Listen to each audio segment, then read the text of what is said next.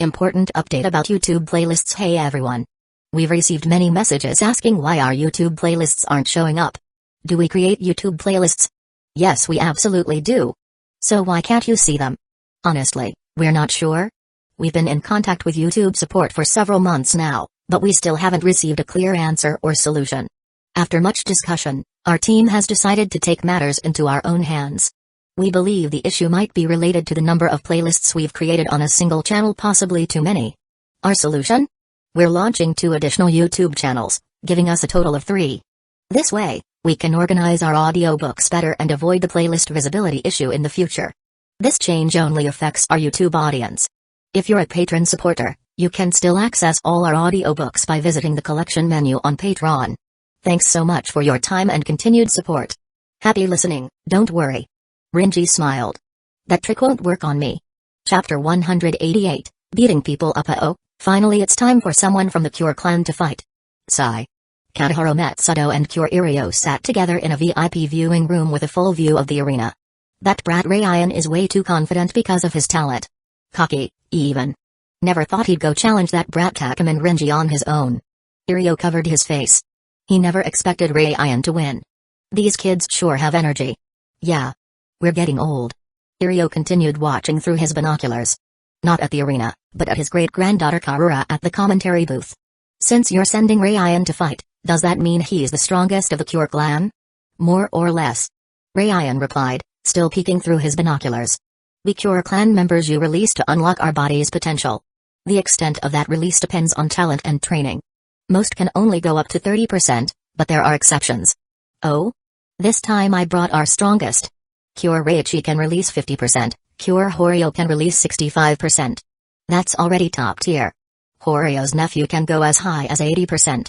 Correction, Cure Henzo who appear in the earlier chapters is supposed to be Cure Hollins. The raw is kinda messed up when it comes into names, so I was confused at first and decided to put a random Cure clan member. And that's when I decided to appoint Cure Henzo, but it turns out, it's actually Cure Hollis. You mean Cure Hollis?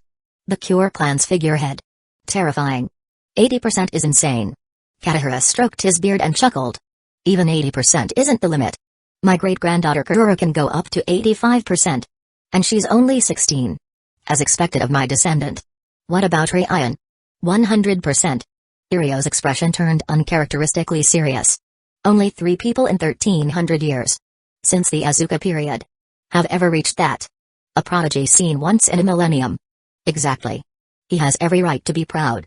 But unfortunately, he's up against Takeman Rinji. Iryo smiled faintly. A monster who shares nothing in common with humanity except appearance. After the intermission, we're back with the second match of the challenge tournament.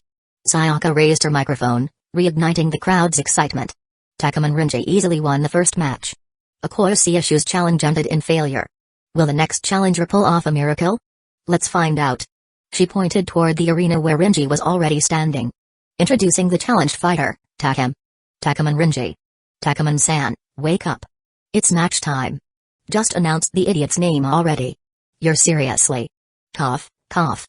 Welcome the challenger. Undermount Incorporated Gladiator, the Devil. Cure Ryan. Sparks flew at the arena entrance as Ryan swaggered in, swinging his arms. His walk practically screamed, please punch me. If not for his overwhelming strength, he'd probably get beat up 5 times a day just for walking like that. His entrance path passed right by the commentary booth. Leaning on the desk, Ryan sneered at Karura. Hey, Karura. Your little boyfriend might just die by my hand today. Rinji won't lose. Karura shot back angrily. Though they were technically relatives, she didn't think much of him. And after he tried to kill her friend's brother, her opinion of Ryan was already rock bottom. Hey, confident little girl, aren't you? Ryan turned and swaggered to the center, grinning arrogantly at Rinji. Brat. Time to settle our score. Rinji yawned and didn't say a word. Fighters, ready. The referee raised his hand high. Then swung it down hard. Begin. Ryan made the first move. He charged at Rinji with a loud laugh, launching a kick aimed at his abdomen. Caught. Rinji grabbed his leg with one hand, lifted a foot, and stomped down hard on the joint between thigh and pelvis. Crunch. Ryan's legs bent inward like a broken hinge. His thigh bone dislocated. Before he could react, Rinji grabbed his throat and, with a single arm shoulder throw, slammed him into the ground. Boom. Face first into the dirt. Blood gushed from his nose and mouth. "You're Karura's relative, but you're more annoying than I expected," Rinji said coldly. "I'm not trying to kill you. But beating you up? That I can do." Lying on the ground, Ryan pushed himself up, placed both hands on his thighs, and snapped the dislocated bones back into place. He stood again, twisted grin full of bloodlust. "Brat, enjoy your smugness while it lasts." His blood vessels suddenly bulged. His skin turned purple, and that smug grin became even more twisted. At a speed several times faster than before, he charged again. Both hands aimed at Renji's head, ready to twist it clean off. Swoosh! Just as he was about to reach him, Renji stepped in, causing the attack to miss. What? Before he could finish the word, Renji grabbed his hair and pulled his head down while bringing his knee up. Bam! A direct hit to the face. Renji didn't stop there. He clutched Ryan's head and repeatedly kneed him in the face. Bam! Bam! Bam! Bam! Each strike flattened his face further, splattering blood with every blow. Ryan tried to retaliate, but Renji broke his reaching arm and kept going. Crack! Finally, with a sound like a skull fracturing, Ryan stopped struggling. Renji let go, and Ryan collapsed face first onto the floor, blood soaking the ground. Thankfully he fell face down. If the audience saw that mangled face, they'd probably have nightmares. Match decided. The referee checked on Ryan for a moment before raising his hand. Winner, Takuman Rinji. Damn it. Cure Ryan jolted awake from the hospital bed. Eyes wide, he looked around. He was in the infirmary. His face was wrapped in bandages, arms in a cast, and an N4 was hooked up beside him. The attending doctor jumped at his sudden awakening but quickly walked over to push him back down onto the bed. Chapter 189, 4 vs 1 Mr. Ryan, you still need to rest. Get lost. Ryan roughly shoved the medical staff aside, yanked out the tubes from his body, and got out of bed to put on his shoes. His head was still aching, but he clearly remembered what Rinji had done to him. Even after entering his release state and using 100% of his strength, he was still overwhelmingly beaten down by Rinji. TCH. Bang. He punched the wall with his still functioning hand, cracking it like a spiderweb. Ryan now understood that he couldn't defeat Rinji. The one who looked scrawny but fought with crushing force. He had always loved to dominate others one-sidedly. This time, the tables were turned. Just as he opened the infirmary door, he saw Irio and the others standing outside. Looks like you're mostly healed, Ryan. Irio said with a smile. TCH. You came to laugh at me, old man? Of course not. Losing to that guy isn't shameful. And a defeat can still teach you something. Irio chuckled, then asked, what? Gonna mope around because you lost? What are you talking about, old man? Ryan's face was still as cocky as ever. Yeah, it pissed me off. But I'll just win next time. Then good luck. Though he knew beating Renji was nearly impossible, striving toward that goal was still worthwhile. BZZ. Whose phone? Mine, I think. Ryan took out his phone and answered it. Hello? Hey, big bro. A woman's voice came through. Fujui. Heard you got your ass kicked? Cure Hollis, nearby, raised his hand. Oh, I sent word back home. Pretty sure the whole clan knows by now. Wanna die? Relax. They'd find out eventually anyway. Ryan clicked his tongue and said into the phone, yeah, so what? Who was it that strong? Even you couldn't beat him? You know him. A guy named Takuman Rinji. Little Rinji's a fighter? No, I challenged him myself. Oh. Then you totally had it coming. You're crazy as always, but I didn't think you were this crazy. You think you can beat someone like him? Are you brain dead? Let me tell you something. What? Ryan grinned. That guy's already been taken by Karura. What? You said what? Click Humphrey. He hung up, ignoring Irio and the others, then started walking toward the arena. Where are you going? Duh. Gonna watch the next match. See how those pigheads get flattened. Not worried one of them might actually win? Are you stupid? Ryan laughed out loud. If I couldn't beat him, how the hell could anyone else? To think it takes 4 people to gang up on one kid. To be honest, I want to refuse. This is a total insult to our reputation. In the hallway, 4 fighters walked with distance between them, exchanging words.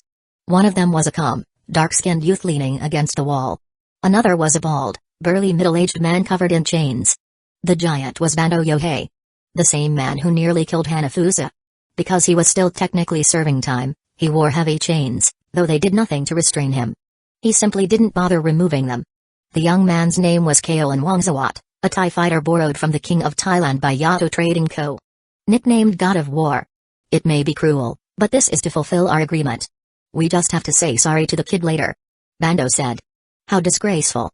You'd better not underestimate him, muttered Makazuchi-Ray. That guy's really strong. I've always wanted to fight him, but he's the only one I've ever felt I couldn't beat with certainty. So you think 4-on-1 is fair? Of course not. But my mission is to get Rhino into the chair of the Kengan Association. By the way, isn't there a fourth fighter? Bando looked around. Only 3 fighters and some staff were here. You mean that guy? Kaolin sighed. He probably got too excited and already rushed into the arena. The third challenge match officially begins. After 2 rounds, Takumin Renji remains completely unharmed. Now he'll face 4 opponents at once. Will these 4 fighters claim victory, or will Renji continue his undefeated streak? Sayaka shouted into the mic as the crowd roared. Let's welcome the challenge. Ooh. Before she could finish, a young man with spiky hair and a headband rushed into the arena, roaring at the top of his lungs. It was howling fighting spirit Yorozuka Sapain, a fighter from Myanmar. His scream was so loud Sayaka instinctively covered her ears. After yelling, Yorozuka looked at Renji and laughed loudly. I saw your earlier matches. You're strong. Let's have a good fight. Calm down, kid. Renji waved a hand. There are still 3 others who haven't shown up yet. Just as he spoke, the other 3 challengers entered the arena. The 4 top 16 contestants now stood surrounding Renji from all directions. Chapter 190, 1 versus 4. All fighters ready. Because it was a 4-on-1 match, the referee was extremely cautious. The crowd was electric. Renji had already defeated 2 powerful fighters. If he won even a 4-on-1, then they might be witnessing the rebirth of a new Kengan king. Begin. At the referee's signal, the match started. But none of the 4 challengers moved. They only watched each other warily. No one made the first move on Renji. Understandable. There was only one Kengan chairman seat.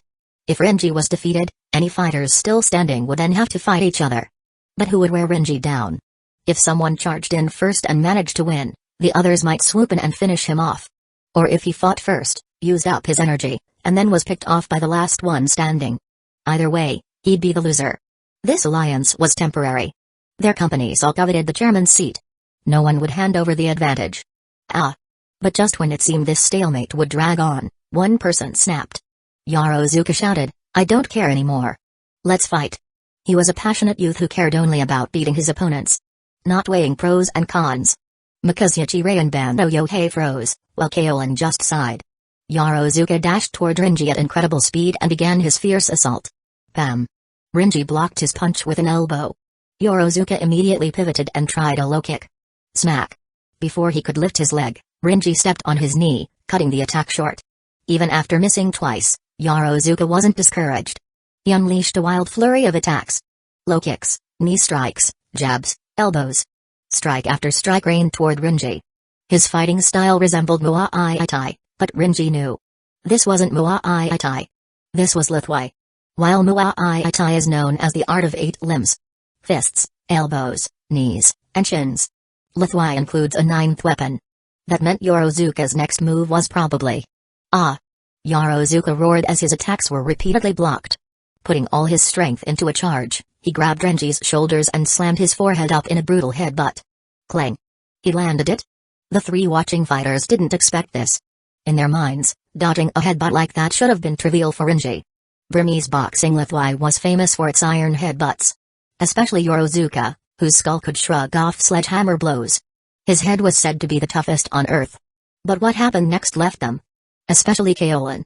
Completely dumbfounded. Yorozuka swayed, then collapsed to the ground, bleeding from his forehead, while Renji didn't have a scratch on him. Looking at the sunken shape of Yorozuka's chest, it became clear.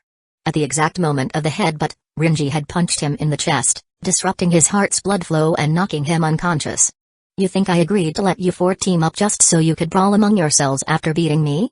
Renji tapped his head and laughed. I let you group up to save time, idiots.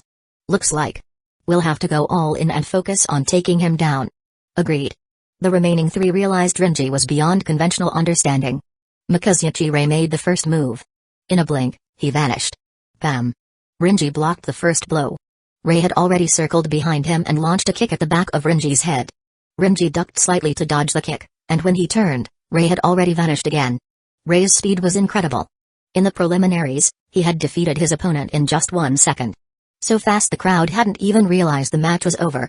That speed earned him the nickname Lightning God. But this speed had a fatal flaw. As Ray disappeared again, Renji simply thrust his fist forward. Thud. Ray dropped to the ground, unconscious.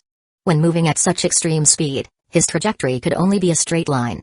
His reflexes couldn't keep up with that velocity, and he had run straight into Renji's punch. 5 minutes in. 2 out of 4 down. Renji remained unscathed. Just as Renji dealt with Ray, Bando Yohei swung an arm at his head. His entire arm suddenly extended like a whip, lashing out at Renji. Renji deflected it with his wrist, but Bando's other arm, also like a whip, followed up immediately. Bando's body was abnormally flexible. His joints and ligaments could stretch like rubber, especially in his shoulders, elbows, and wrists. His attacks mimicked the snap of a whip. Whip crack. As the third strike came in, Renji moved. He sidestepped and struck Bando's arm with 3 fingers, driving them in like nails into the wrist. Before Bando could react, Renji stepped in and struck his chin upward with an open palm, then smashed his fist into Bando's chest.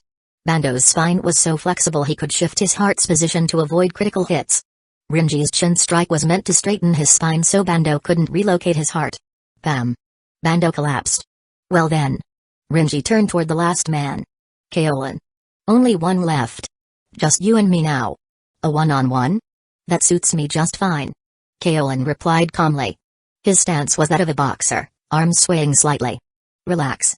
Renji's posture shifted, pulling back like a bow. His left hand pointed straight at Kaolin, while his right hand was coiled at his waist. This will be over fast. Is that so? Kaolin's eyes sharpened, and he lunged at Renji. Boom. The arena went dead silent. Then erupted into thunderous cheers. We have a winner. Chapter 191, an interesting match. Renji remained standing in the center of the arena. Kaolin lay motionless at his feet. Kaolin had mastered striking techniques to the extreme and was considered a top-tier combatant in the Kengan matches. But against Renji, he was utterly helpless. The victor. Takuman Renji. The audience was stunned. All 16 contestants in the tournament were elite fighters. Some already legends in their own right.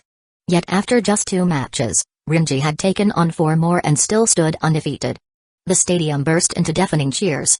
A new king of the Kengan arena had been born. Shit. I didn't know he was this strong. Adam, who had been sent flying in the first round by Renji, watched the arena in shock. Thinking back, the fact that he challenged someone who only looked scrawny in the first round and lived meant he was insanely lucky. He turned to the young fighter who was originally supposed to be his opponent. I'd love to fight you sometime, but are you seriously going to challenge that guy? You have 0 chance. I know. Imai Cosmo was stretching nearby, preparing for his next match. He was guaranteed a spot in the quarterfinals because his opponent, Okoye Shioshu, was still unconscious in the infirmary. Getting into the top 8 for free sounded great. But that's not what Cosmo wanted. If I don't challenge him, I'll regret it for the rest of my life. TCH, I don't get what you guys see in charging into unwinnable fights. Alright. Cosmo finished warming up, jumped a few times, and smiled. I'm heading over. Maybe I'll see a different world today. Takuman Renji has now defeated 6 opponents in a row. Is there truly no one who can stop his advance? Sayaka continued her commentary as the audience's excitement stayed at a fever pitch. They were eager to see just how many more opponents Renji could crush. And to this point, Renji hadn't taken a single injury.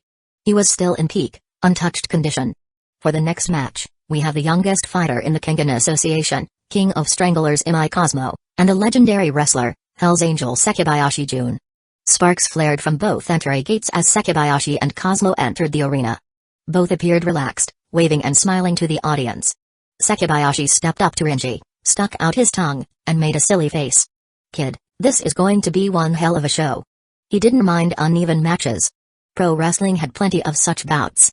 2 weaklings versus 1 strong man always made for great entertainment. Yeah. I guess. Renji's tone was flat. After defeating 6 fighters, he was starting to feel bored. That overwhelming strength, once exhilarating, now brought creeping emptiness. Thankfully, he had a father he still couldn't beat. That gave him something to hold on to. All fighters ready. The referee, who had probably shouted that line dozens of times, called it again. Begin. Sekibayashi didn't move. Cosmo lowered his stance and charged. Neither of them expected to win. Cosmo was here to challenge his limits. Sekibayashi just wanted an exciting match. Their companies had also approved the match because the price was low. Cosmo's employer only had to pay a fee equal to 1% of its stock value. As for Sekibayashi's side, Rinji only asked for a limited edition collectible figure. Rinji's challenge fees were entirely based on his mood. Since it's cheap, why not give it a shot? That was the mindset they went in with. Cosmo ducked in low and reached Rinji. Just as Rinji prepared to punch, Cosmo twisted his waist, slipped under the blow, and wrapped around Rinji like a python, hooking his legs and locking Rinji's neck in a chokehold. At that instant, Sekibayashi charged forward, grabbed Rinji and Cosmos together, and slammed them backward. Boom. Cosmos tucked his head in, positioning himself lower than Rinji. If the slam landed cleanly, Rinji's head would hit the ground carrying the weight of both men. At the moment of impact, Cosmo kept the chokehold tight. He didn't believe this would kill Rinji. But it might give him an edge. And he was right. Rinji's head hit the ground. But moments later, he rose. So quickly and smoothly it was like Cosmo wasn't even wrapped around him. My turn. Rinji flipped Cosmos over his shoulder and slammed him down. Without pause, he punched Cosmo's head hard into the floor. Bam. A crater formed where Cosmo's skull hit. But in that very instant, Cosmo's legs snapped around Rinji's neck, locking up his entire arm and torso. Even after taking a knockout-level hit, the young fighter launched an immediate counter. You. Ah. Sekibayashi found his moment, opened his arms, and leapt into the air. His massive body hurtling toward Rinji from above. Rinji yanked his entire arm out of the ground, pulling along the limp body of Cosmo. He hurled the unconscious man straight at Sekibayashi. Bang! Sekibayashi, who had leapt into the air, was hit squarely by the incoming body. With no time to defend, he instinctively caught Cosmo. But just then, Rinji appeared behind him. The moment Sekibayashi landed while holding Cosmo, Rinji grabbed him from behind, locking his arms in a crossed position. Then he executed a suplex that slammed both their heads into the ground. Boom. Their skulls hit the floor at the same time. Instant knockout. The match is decided. The winner. Takuman Rinji. The crowd had seemingly expected this outcome, so there wasn't much excitement or applause. However, a few people noticed something peculiar. There was a faint smile on Rinji's face. Chapter 192, This kid's mother must be beautiful by now. 8 people had already failed in the challenge matches. Only 2 groups. 4 people remained. And up next, another 3-on-1 challenge. Whoa. This is getting scary. Maybe we should just bail. You always say that, but would you really run away if you had the chance? Of course not. I'm in great shape today. In the lounge, Hatsumi-sen and Wakatsuki Takashi were preparing for their upcoming match. Wakatsuki knew exactly what Hatsumi meant by great shape. This guy, when out of form, could struggle against someone much weaker. But when in top condition, he could even defeat Wakatsuki himself. And defeating Wakatsuki wasn't something just anyone could do. He was a strong contender to win the entire Kengan Annihilation tournament and was seen as a rival to Kana Ajido. With a terrifying record of 302 wins and only 2 losses. One to Kana Ajido, and the other to Hatsumi Senator. Despite Hatsumi's usual slacker attitude, his strength was monstrous. He had even served briefly as Metsudo's Fang, though he quit a week later, calling the job too much hassle. Which only underscored how strong he truly was. Both Wakatsuki and Hatsumi were among the top-tier fighters in this tournament, and this time, they were teaming up to challenge a single opponent. What about that guy from Yamashita Trading Co.? Isn't he here yet? Apparently, he's already at the arena. Impatient, isn't he? Hatsumi scratched his head as he watched the screen showing Rinji still standing calmly in the arena. Man, with a face like that, if his hair were a bit longer, I might have flirted with him. He's a guy. Someone that pretty must have a beautiful mom. Judging by his age, his mother's probably around my age. Damn it, why didn't I meet her back then? And if that freakish strength of his is inherited from her, you'd have been beaten half to death. Haha, yeah, fair enough. Their conversation lightened the mood. But now, it was time for their match. You shouldn't have come. But I want to challenge you. Can't you see the gap between us? In the arena, Rinji stood face to face with Takata Oma. Rinji honestly didn't want Oma to step into the ring. He had placed a bet on him. If he seriously injured Oma now, and the guy lost his future matches, Rinji would be the one losing money. Originally, he thought Yamashita Trading Co., a company funded by loans, couldn't afford much. So he'd casually demanded a 100 billion yen challenge fee. But they paid. It was Nogi Hideki who covered the cost for them. Fine. I'll go easy on him. Just then, Sayaka picked up the mic and announced loudly, "Here they come. All members of this match are present." At her voice, Wakatsuki and Hatsumi entered the ring from the entrance tunnel. Both were stars in Kengan fights, and the crowd roared even louder than before. It's Wakatsuki Takeshi. Go, Wakatsuki. Crush it. Wakatsuki had tons of fans and supporters, and Hatsumi also got a lot of attention. Shit. Hatsumi sense here. That bastard made me lose money. Takuman Rinji. Kill that son of a bitch. Beat him to death. Hatsumi was long used to this sort of thing. He casually picked at his ear with his pinky and ignored it. Due to his extremely laid-back attitude, he had often missed matches due to lateness or forgetfulness, which explained his less impressive record. 15 losses in total. But there was no doubt, both he and Wakatsuki were top-tier fighters. The crowd was hyped for this bout. Once everyone was in place, the referee called out, "Begin." Boom. This time, Rinji took the initiative. He dashed straight toward Oma and delivered a brutal kick to his abdomen. Oma's stomach twisted, and he was sent flying over 10 meters, crashing into the wall at the edge of the arena. With one fighter down at the very start, Hatsumi and Wakatsuki suddenly grew serious. Hatsumi was still watching cautiously, but Wakatsuki was already charging in. His fighting style was simple and direct, relying purely on his overwhelming strength. He threw a punch toward Rinji's face. But it was caught with one hand. What? Wakatsuki was shocked to see his punch stopped so easily. He never imagined losing in a pure strength contest. Rinji was equally surprised. The moment he grabbed Wakatsuki's fist, he sensed something unusual. That strength was way beyond what a normal human should possess. Wakatsuki's power was indeed something to be proud of. His body had been abnormal since birth, with muscle density through the roof. As a kid, he could already shatter concrete walls with a punch. Now, he stood 193 centimeters tall and weighed 193 kilograms. His muscle density was 54 times that of a normal person. Physically, he was a monster among humans. But Rinji had only used 5% of his power to block that punch. For a match like this, 5% was enough. That's what Rinji thought. And he had finally found someone whose strength matched even that tiny fraction.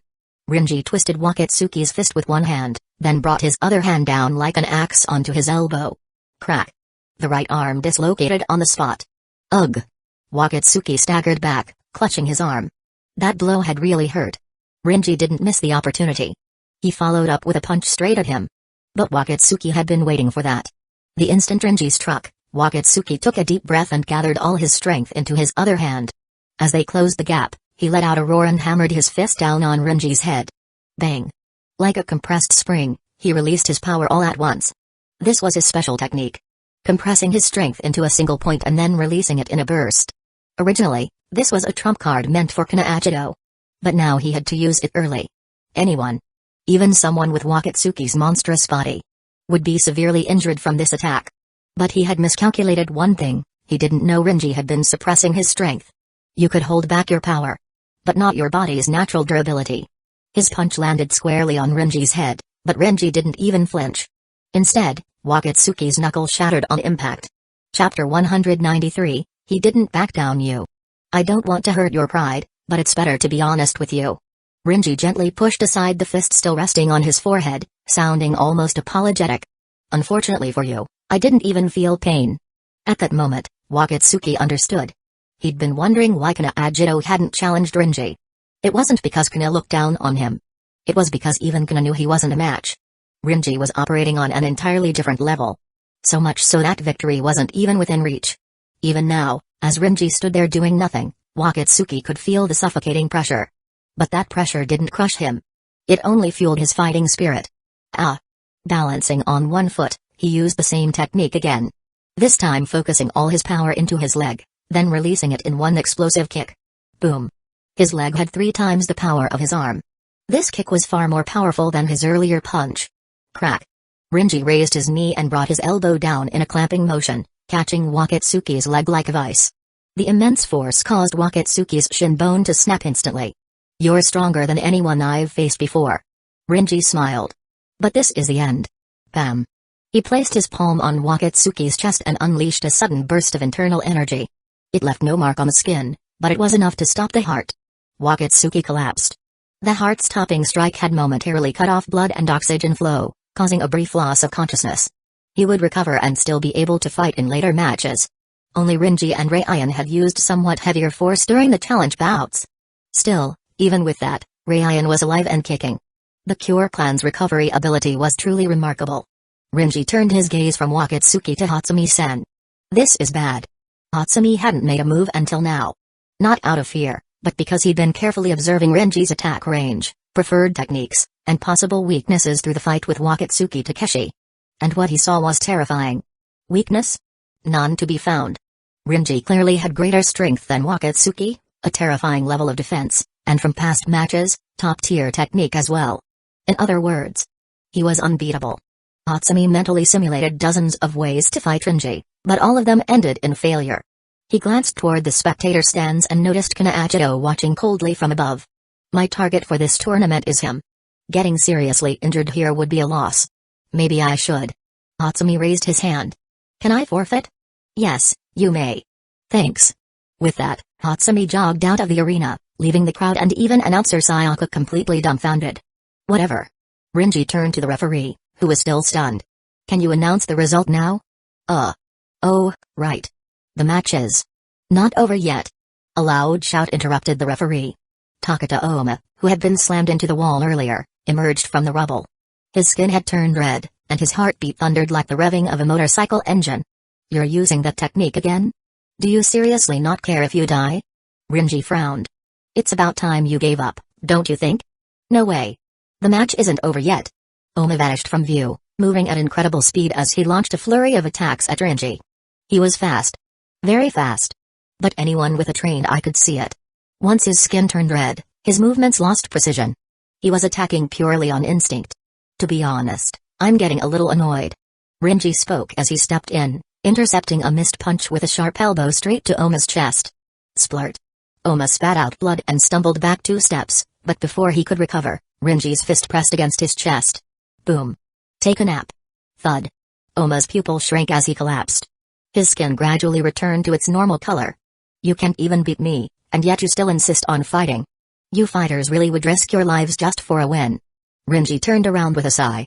That said, it was something he could envy. He had once admired that kind of passionate journey portrayed in anime. The kind where someone chases a goal, defeats one opponent after another, and stands at the top. That kind of hot-blooded feeling must be pretty great. He thought this to himself, and just as he wondered why the referee hadn't called the match yet, he turned around. Only to see Takata Oma standing up again. His gaze remained firm, though his aura was no longer as wild and berserk as before. Oma suddenly dropped to one knee, one arm bent in a shield-holding pose, the other resting at his waist. Thanks to you. He said with a faint smile, I think I remembered something. Vaguely. Then go recall it on a hospital bed. Rinji didn't waste words. He stepped forward and threw a punch straight at Oma's head. But the punch felt like it landed on cotton. In the instant Rinji struck, Oma's body spun on its axis, and a fist slammed into Rinji's face at lightning speed. Bang! The entire crowd gasped. Rinji. The man who had never shown a scratch against any opponent. Who hadn't budged even when Wakatsuki hit him with everything he had. Was knocked back 2 steps. Rinji held his nose in silence. He felt something strange. Pain. He had felt pain for the first time in what felt like forever. When was the last time he'd felt pain? Probably back in Syria when he was hit by a grenade. Ever since then, as he grew stronger and stronger, he stopped feeling it altogether. But now, he'd been hit hard enough to feel pain again. Which meant, this guy might actually be strong enough to fight him on equal ground. A smile crept onto Rinji's face. Maybe, just maybe. Today would finally be a real fight. You're not bad, Takata Oma. This really takes me back. Now let's. Rinji stopped mid-sentence. He closed his mouth slowly, his eyes filled with complex emotions as he stared at Oma. Oma was still standing, a faint smile on his lips. But he was covered in blood, and his strength was completely spent. His pupils were unfocused. He had pushed himself beyond his limits. Even to the last second, he never backed down. The match is over. The winner. Takamon Rinji. Ignoring the announcer's voice, Rinji walked toward Oma and pulled a ring from his pocket, slipping it onto his finger. Chapter 194, Introduc. You're awake? Takata Oma slowly sat up in a hospital bed. Sitting beside him was Dr. Hanafusa, holding his medical report. The match is over? Yes, it's over. I'm guessing you already knew how it would end. Dr. Hanafusa set the report down and smiled.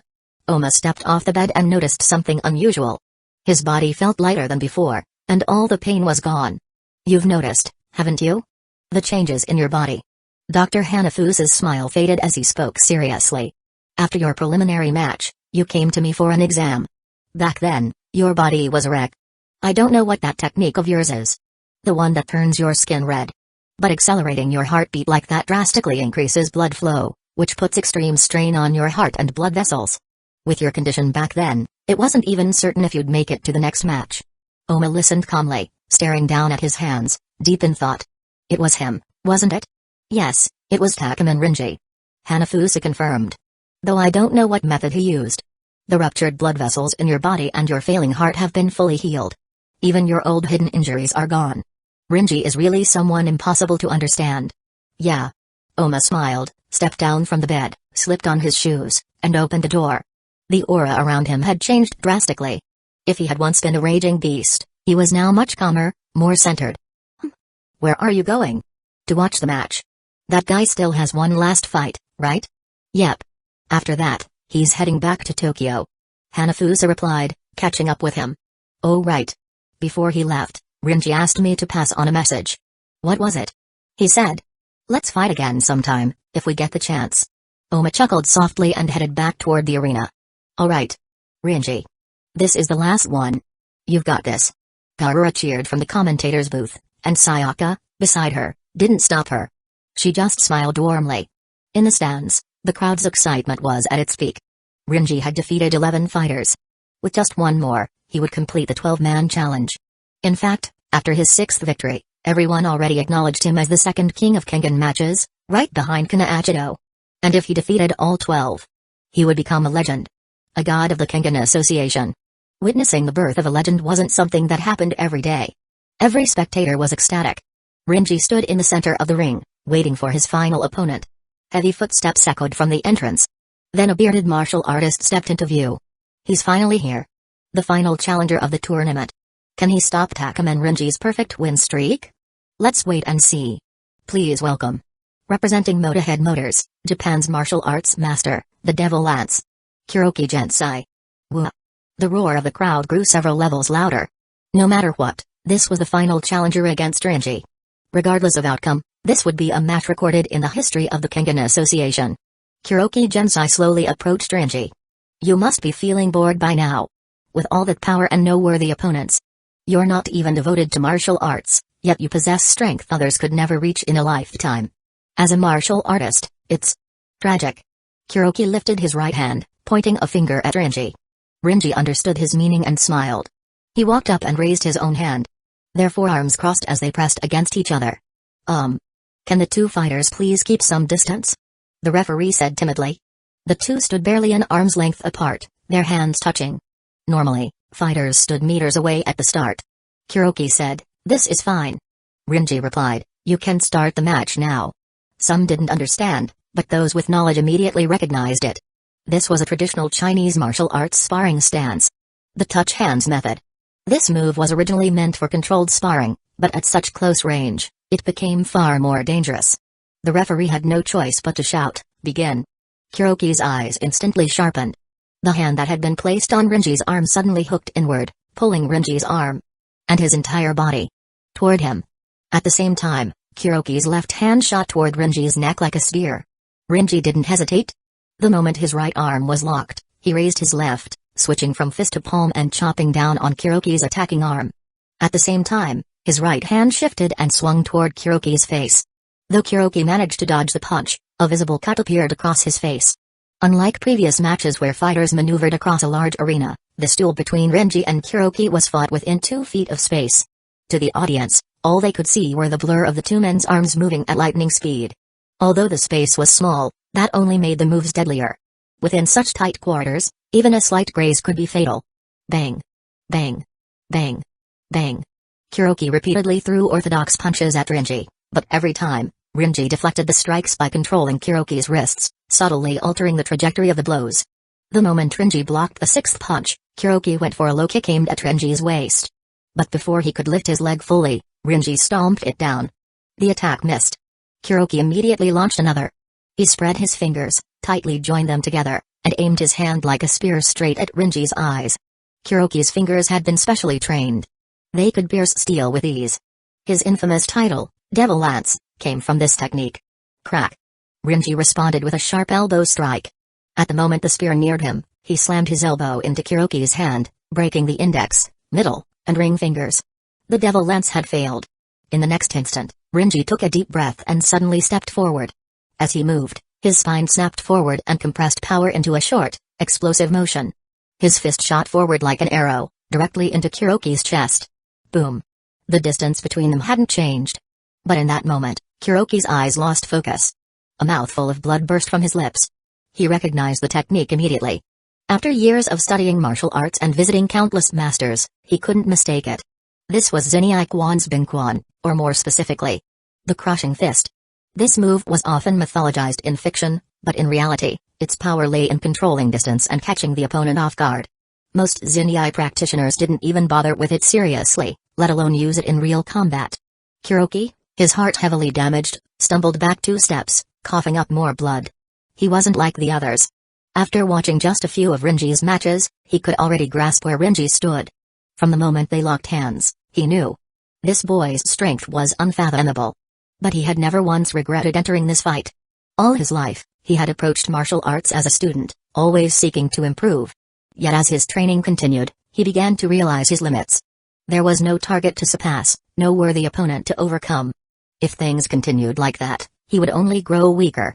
That's why he had asked a friend to enter him into this tournament. One of his goals was to fight someone truly strong. That goal had been fulfilled the moment he met Rinji. Before his consciousness faded, Rinji had already stepped forward, calmly delivering one final strike. A powerful upward fist toward Kuroki's face. Passing hands is like climbing a mountain. Each step a new heaven. Rinji's fist reached Kuroki's face. And Kuroki smiled. Once you've crossed this mountain, the world opens up. Boom. The match is over. The winner. Takuman Rinji. Kuroki collapsed. Rinji stood still. He touched his own neck and raised his hand in front of his face. His fingers were stained with blood. Rinji had defeated all 12 opponents. But in this final match against Kuroki Gensai, he was injured. Chapter 195, Returning to Normal Life. A new chapter in Kengan history had been written. This would be remembered as a legendary moment. In the Kengan Annihilation Tournament, a 16-year-old had defeated 12 top fighters from around the world. His name would be remembered by all present, passed down through word of mouth. Until the day the Kengan Association itself ended. Rinji held his neck, where the skin on the side had split open, leaking bright red blood. He had been injured. Wounded by Kuroki Gensai. When he landed his final mountain-piercing punch on Kuroki's chest, Kuroki, in that very moment, counterattacked. He had raised his shattered hand. 3 fingers broken. And slid it toward Rinji's neck. The strength of the devil lance lay in the fingers, especially the 3 longest ones. But those had already been shattered by Rinji. Yet Kuroki still had his thumb. And it was his thumb that struck Rinji's neck, piercing the skin and injuring the muscle beneath, causing him to bleed. Staring at Kuroki's fallen body, Rinji looked conflicted. Even though he had held back his strength, he had used full technique with only 5% of his power. Yet he had still been hit. He hadn't seen through Kuroki's final devil lance. And his skin wasn't something easily pierced. Even the neck, a weak point, wasn't supposed to be so easily damaged. Kuroki, in his final moment, had surpassed human limits. That was a beautiful fight. I look forward to crossing fists with you again, Kuroki Gensai. Leaving those words behind, Rinji turned and walked off the stage. He had completed all his challenges. It was time to leave. Rinji, are you leaving already? Yeah. I've finished what I came to do. Time to head back to Tokyo. Rinji smiled and patted Karura on the head, who clung to him like a koala. This tournament had been massively profitable. 10 out of 12 companies had given him 5% shares. These were all top corporations in Japan. The total value easily surpassed 500 billion yen. And that didn't even include the tech and patents that came with them. Altogether, the value was close to 1 trillion yen. But the money was secondary. More importantly, Rinji now had a girlfriend. He felt like his life had peaked. Though he would have liked to stay and watch the final match with her, he decided to return anyway. Karura studied in Tokyo, so seeing her again would be easy. Karura didn't want Rinji to leave, but she still respected his choice. At least. Do the baby-making part before you go. Ahaha, maybe next time. Rinji lightly tapped her forehead. By now, he stood at the port of Ganru Island. Soon someone would come pick him up. Young friend Rinji. From a distance, Katahiro Metsudo and Kure Irio approached, the former using a cane. Here to send me off? Katahiro, yes. Irio, I came to bring Karura home. Karura jumped off Rinji and ran over to Irio's side. Katahiro stepped closer to Rinji and asked with a smile, it was you who killed Hayami Katsumasa, wasn't it? Yeah. That's right. His body was found in his private room, burned beyond recognition. Same with several of his bodyguards. Really? Young people these days ought to think ahead. His death will create chaos among 100 companies in Japan. Despite his words, Katahara didn't sound like he was blaming him. Old man, you know better than I do. Rinji smiled. Peaceful places offer peaceful profits, but chaotic places offer immeasurable opportunity. The association of 100 has split. Let's see how much each of us can carve out. Ho ho ho, young Rinji, you and I think alike. Takahara grinned wickedly. Don't get too smug yet. That fighter, Kuroki Gensai, is a formidable opponent. If Kana isn't careful, he might lose to him.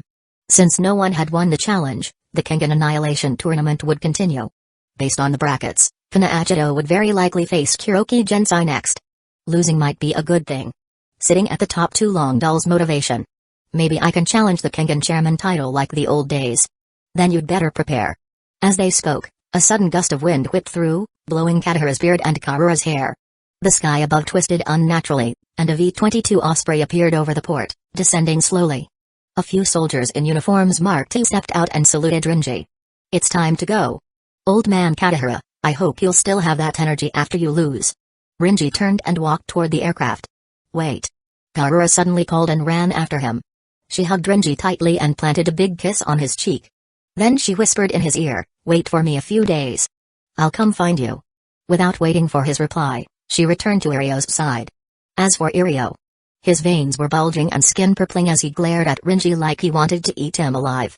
Rinji dazedly touched the spot where she had kissed him, then smiled and boarded the plane. Under everyone's gaze, the aircraft rose, shifted into forward tilt, and headed for Tokyo. Seated inside, Rinji flipped through photos on his phone. There were shots of him and Garuda together on the ship. Summer break was almost over, and the new school semester would begin soon. Time to return to daily life. Wait. Sitting on the plane, Rinji's expression suddenly turned to one of horror. What's wrong, Lieutenant? A nearby soldier asked with concern. I haven't finished my summer homework. Chapter 196, Shirogane Miyuki feels like his sister hates him. President Shirogane, is it okay to stop here? Yeah, thanks. A long black limousine stopped in front of a worn-down apartment building. After a bodyguard in black opened the door, Shirogane Miyuki stepped out, dressed neatly in a suit and tie. He loosened his tie and took a deep breath.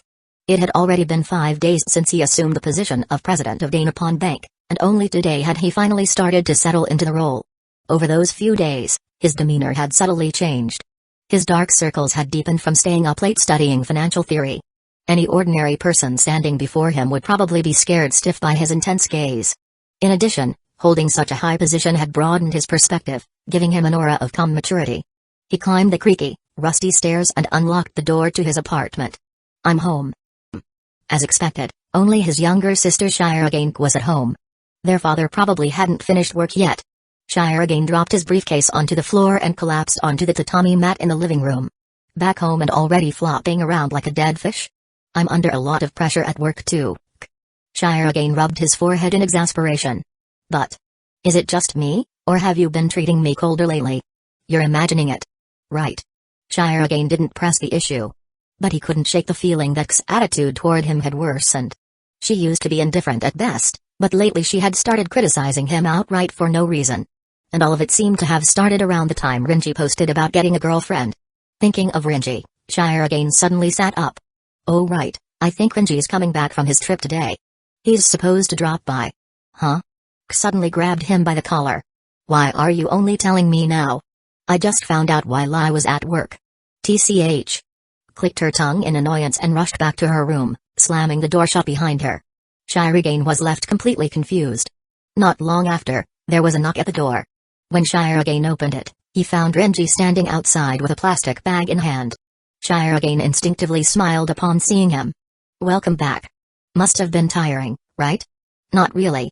It was mostly business anyway. I just raked in some serious profits. Rinji handed over the plastic bag. Brought back some coconuts from there. They taste pretty good. Oh, thanks. After inviting Rinji in and closing the door, Shirogane watched as Rinji headed straight for the kitchen, tied on an apron, and began prepping ingredients. He looked completely at home. Is your dad coming home tonight? He'll probably be really late. Shirogane replied with a smile. So, did you have fun on your trip? Yeah, I had a good time. That's great. You've finished your summer homework, right? Rinji's hands, mid-chop, froze. President, why must you bring up such painful topics? So you didn't do it. You didn't either, right? You've been working every day. I finished mine a week into summer break. Damn. If you were a first year, I could at least copy from you. Oi, oi. Is that really something a proud student council member should say? While they were chatting, K's bedroom door suddenly opened. Wearing a dress and a hairband, K stepped out. Rinji, you're here? Yeah, I just got back from my trip. K. Rinji replied with a smile, turning from the kitchen. Welcome back. Shire again blinked at his sister's outfit. Why are you dressed up so formally? It's weird. Just be casual like always. Ow. Casually pinched his shoulder without changing her expression. Then, with her face hidden from Rinji's view, she silently mouthed, shut up. Shire again. Then walked over to Rinji, who was still chopping vegetables, and asked softly, need any help, Rinji? Oh, could you wash the veggies for me then? Sure. Shire again. When he cooked, this sister never once offered to help. She just lounged in front of the TV, turned on the tap and began rinsing the vegetables. Casually, she glanced at Rinji and asked, as if it didn't matter, Rinji, you already have a girlfriend? Yeah, she's super cute. Rinji suddenly perked up at the topic. Her name is Karura. She goes to school in Tokyo too. We met on a ship. You're already dating right after meeting? Isn't that kind of fast? In the living room, Shire again frowned. Since when did you care about Rinji's love life? Are you? K said nothing. She silently pulled a kitchen knife from the rack and held it up. The polished blade clearly reflected Miyuki's sweating face. Shire again wisely chose to shut his mouth. His life was on the line. I guess it was a little hasty, Rinji admitted. Hearing that, K's expression brightened for a second. But she still replied, I was just saying. I'm really happy you found someone, Rinji. That girl, Karura, she's cute in the photo too. Really? That's great to hear. Rinji grinned. Well, I'm basically your big brother, so Karura's your sister-in-law. I'll bring her over next time. I'm sure you two will get along. But she won't be back for a few more days. What a shame. Didn't you just say it might have been a bit too soon to get a girlfriend? Yeah, but now's not the time to be picky. Rinji said. I told the president this before. If a girl confesses to me, I'd go straight to the marriage office. That kind of opportunity is rare. Fell silent. In the living room, Shire again suddenly felt a chill down his spine. Looking at K's empty, blank stare as she turned back from the kitchen, Shire again was convinced, his little sister probably did hate him now. Chapter 197, This is a Betrayal. Dinner didn't take long, and after cleaning up, Rinji was getting ready to leave. Before he left, K asked if she could visit his place again before summer break ended. Rinji agreed immediately. Since Miyuki had work at the bank the next day, he went to bed shortly after reading for a bit. As for K, she sat alone in her room, resting her cheek in her palm, deep in thought. Rinji returned to the front of his apartment and fished the key out of his pocket. On his way back, he had video called Karura and chatted for a while, which was why he was only arriving home in the middle of the night. This was his first proper romantic relationship, and naturally, he wanted to be close to his girlfriend as much as possible. Even when they were far apart, phone calls kept them connected. After spending several hours on the phone outside, he finally opened the door, feeling satisfied. But the moment he opened the door, his brow furrowed. Someone's been here. The feeling was immediate. He pushed the door wide open and turned on the light. The pitch-black living room lit up. But there was no one inside. The only thing different from when he left was the massive watermelon sitting on the dining table. Rinji walked over and looked at the watermelon, which was about twice the size of any you'd see in a store. A note was stuck to the top. Kid, I originally planned to visit you during summer break, but you weren't in Tokyo, so your mother and I went off traveling again. This watermelon is a new product from the family farm. Give it a try with your friends. P.S. I heard you got a girlfriend. I saw her photo. She's very pretty, though still can't compare to your mother, of course. Bring her back to meet us sometime. From your beloved old man. Dad came here? Rinji put the note down and looked at the watermelon. Now that he thought about it, his dad had mentioned during New Year's that he was working on some space station cultivation thing. Looks like this was the result. He chuckled, then picked up the watermelon and stuffed it into the fridge. At that moment, he happened to notice the back of the note. By the way, I suddenly remembered. You never wished me a happy Father's Day before summer break, so I took the liberty of treating one of your limited edition K Rider SHF figures as your gift to me. Thanks, kid. Rinji froze. He immediately rushed to his room, flicked on the lights, and checked his shelves. Sure enough, one of his figures was gone. Forget it. At least I grabbed a few spares from Gandhi. No big deal. The next day while working at the bank, Shirogane Miyuki scheduled a 4 p.m. meeting with the student council members for a thorough cleanup of the student council office before summer break ended. Originally, the student council had planned to do a full cleanup on the 10th day of break. But because the new semester would bring heavy responsibilities, only one person could be spared to handle it in advance. It was now morning, and both Takumin Renji and Ishigami Yu had received the same message. So, cleanup is at 4 p.m. Yeah, that's the current plan. Renji and Ishigami were in the same room, staring at a desk covered in worksheets. Let's just finish as much of the summer homework as we can. Yeah, I guess. Renji, which subjects did you finish? Math and classical literature. You? Math and classical literature. The two stared blankly at the mountain of homework, speechless. Renji's plan had been to get Ishigami over and copy each other's work. He'd give Ishigami his math and literature, and Ishigami would give him the other subjects. Then they'd split up the rest and copy from each other. But now that both of them had only done the same subjects, the plan immediately fell apart. There are still 4 subjects left. Yeah. Ishigami nodded. I'll do 1. You do the other 3. Why am I doing 3? Because you have a girlfriend. Ishigami turned to him with a blank expression. Congrats and all, but this is betrayal. No. I never said I wouldn't get a girlfriend. Shut up. Where's the Takumin Renji who once scorned every couple on campus, even using electric fans as an excuse to break them up? No matter how tearfully you say it, this is just personal growth for me. Renji spoke smugly, tossing his hair. When you're lucky, there's no stopping it. A girl confessing to me isn't something that happens often, you know. It's a sign of my charm. Fine, then you're doing all 4 subjects. Hey, doesn't that make your being here completely pointless? How is it pointless? You write, I copy. Clear division of labor. Perfectly logical. In what world is this logical? I'm doing both my homework and yours. Isn't it normal for people with girlfriends to do more work? It's a happiness tax. Ishigami looked completely serious. Try to understand. Maybe you don't know yet, since you're new to Japan, but in Japanese culture, when a friend gets a girlfriend first, it's considered betrayal. So it's tradition for them to do the other's homework. Renji looked suspicious. Huh? Why have I never heard of that? I told you, it's a tradition. An unspoken rule. Ishigami continued to make things up. Of course, if you don't want to do homework, dressing up in a bunny suit and dancing is also acceptable. Okay, I'll do the homework.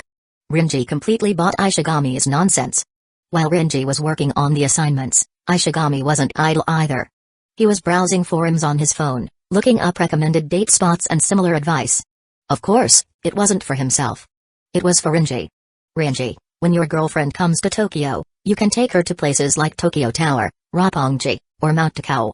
But if she already studies in Japan, those won't be that special. On holidays, take her to Harajuku or Shinjuku or something. Though he called Renji a traitor, Ishigami was honestly happy for him. Yeah, now that I've got a girlfriend, I should think about how to maintain the relationship. Renji set down his pen, thoughtful. Because I don't really have any experience in this. Neither do I. Actually, I don't think anyone in the student council does. We'll just have to rely on whatever nonsense we find online. Renji suddenly realized. He might be the first person in the student council to be in a relationship. Chapter 198, Kaguya feels cheated again. Kaguya-sama, are you heading out today? Yes, the president asked all student council members to gather in the office this afternoon for a pre-semester cleanup. In the Shinomiya residence in Tokyo, Shinomiya Kaguya, assisted by Hayasaka Ai, changed into her school uniform and prepared to leave for Shuchin Academy. The entire student council, huh? Yes. Want to come too, Hayasaka? Kaguya asked. I'm not a member of the student council. But Takumin Renji will be there. Kaguya added, and you seem to care about what he's up to. Especially this new girlfriend of his. Hayasaka Ai was indeed bothered. Just a few days after the fireworks festival, on the very first day of Renji's vacation trip, he posted an update saying he had a girlfriend. According to Secretary Fujiwara, they met, fought, she confessed, and Renji said yes. They became a couple just like that. It was so absurd that both Fujiwara Chika and Hayasaka Ai suspected Renji had been tricked. But reality is stranger than fiction. No one had expected France to surrender in under 40 days, and no one had expected Takumin Renji to go from being confessed to dating in such a short time. At this point, all she could do was sigh at fate's cruelty. I am curious, yes. But going there suddenly might not be a good idea. Hayasaka maintained her usual cool tone. Besides, Kaguya-sama, you should be more worried about yourself. Aside from the fireworks festival, there's been no progress with the president. Ugh. It was true. Though her relationship with Shirogane Miyuki had improved during the festival, from an outsider's perspective, they hadn't made any visible progress. And even if there had been, it was painfully slow. No. But still. If you keep telling yourself your feelings for the president are just admiration, that's fine. But today's me might become tomorrow's you. Kaguya sat in the car with a heavy heart and left for school. Meanwhile, Hayasaka stood at the window, watching her leave, then slowly took off her maid outfit. I'd better start making preparations too. Wow, it's huge. Secretary Fujiwara. And so firm. Secretary Fujiwara. I kinda want to bite it. Fujiwara. Renji, holding a broom, sighed. Wait until after we finish cleaning before eating the watermelon. Oh. Inside the student council office were Renji, Ishigami, Shirogane, and Kaguya. Shirogane had taken the afternoon off to be here. Though in truth, he didn't need to take time off. Being the president of a bank meant he could manage his own schedule. He didn't have a boss to report to. After returning home, he changed into his uniform and biked to school. He could have had his chauffeur take him, but even after all this time in a high position, he preferred not to inconvenience others if he could help it. According to the original bank president Katahira Matsudo, the bank was entirely Shirogane's responsibility for these 10 days. No matter what happened, he wouldn't interfere. Total freedom. Everyone was assigned tasks, and they each worked diligently. In under an hour, the small student council office was thoroughly cleaned. Yay! Time for watermelon. You were just waiting to eat, weren't you? Renji smiled helplessly, moving the watermelon from the table onto some newspapers. Then he pulled a kitchen knife from his bag and sliced it neatly into 10 pieces. Everyone got 2 slices. This is really sweet. Shirogane exclaimed after one bite. Did you bring this, Renji? Yeah, my family runs a farm. Having watermelon in summer is just natural. Your folks brought it? Yup.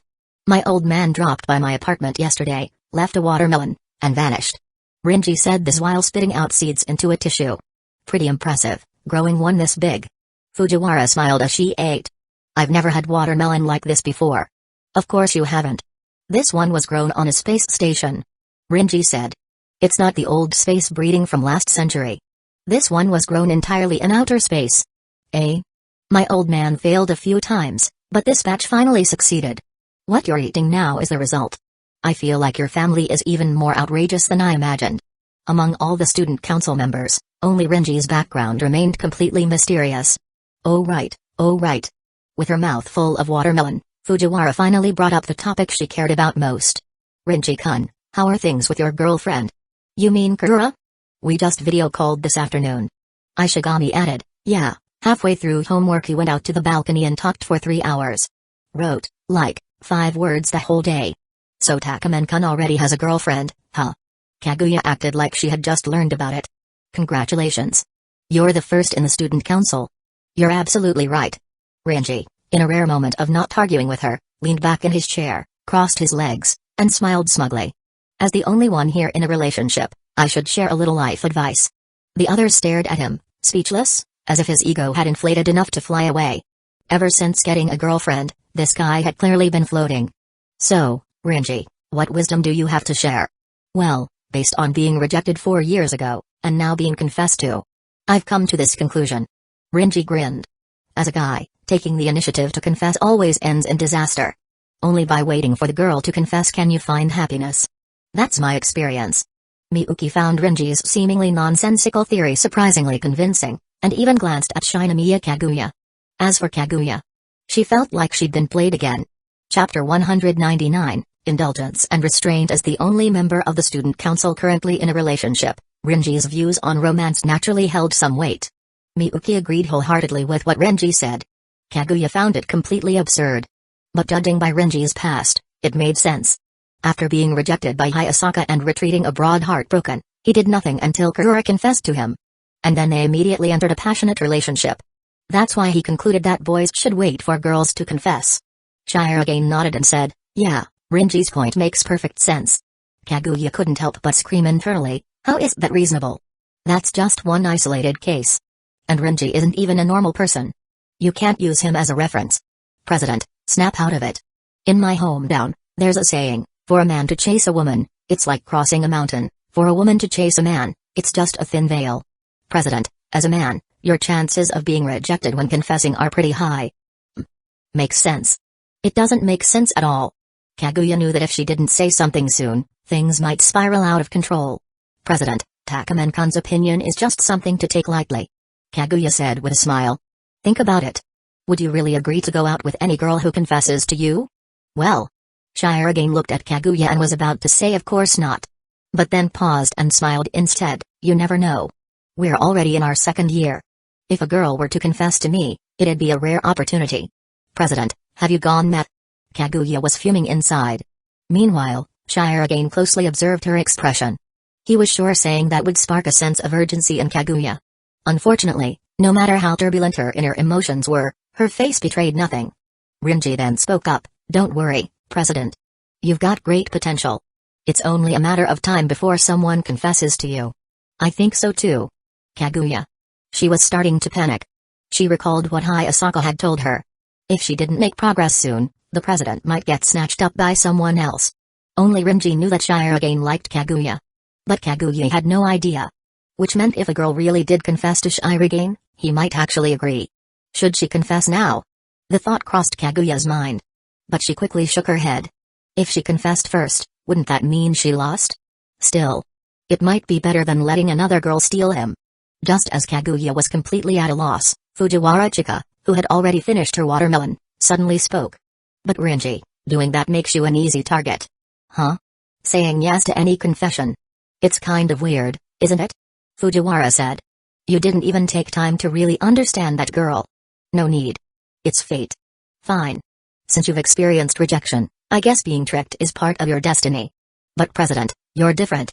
She turned her gaze to Shirogane. You've never been rejected, right? It'd be kind of strange if you just accepted any girl's confession. Well. Or are you the type who says yes to every girl? No. Only playboys do that. President, are you trying to become a player? Accepting every confession from any girl who likes you? Of course not. Shirogane didn't want Kaguya to think of him as a jerk. After Fujiwara's accusation, he quickly straightened up and said, There's no way I'd become a playboy. Even if a girl confessed, I wouldn't say yes right away. I'd take time to evaluate. Thud.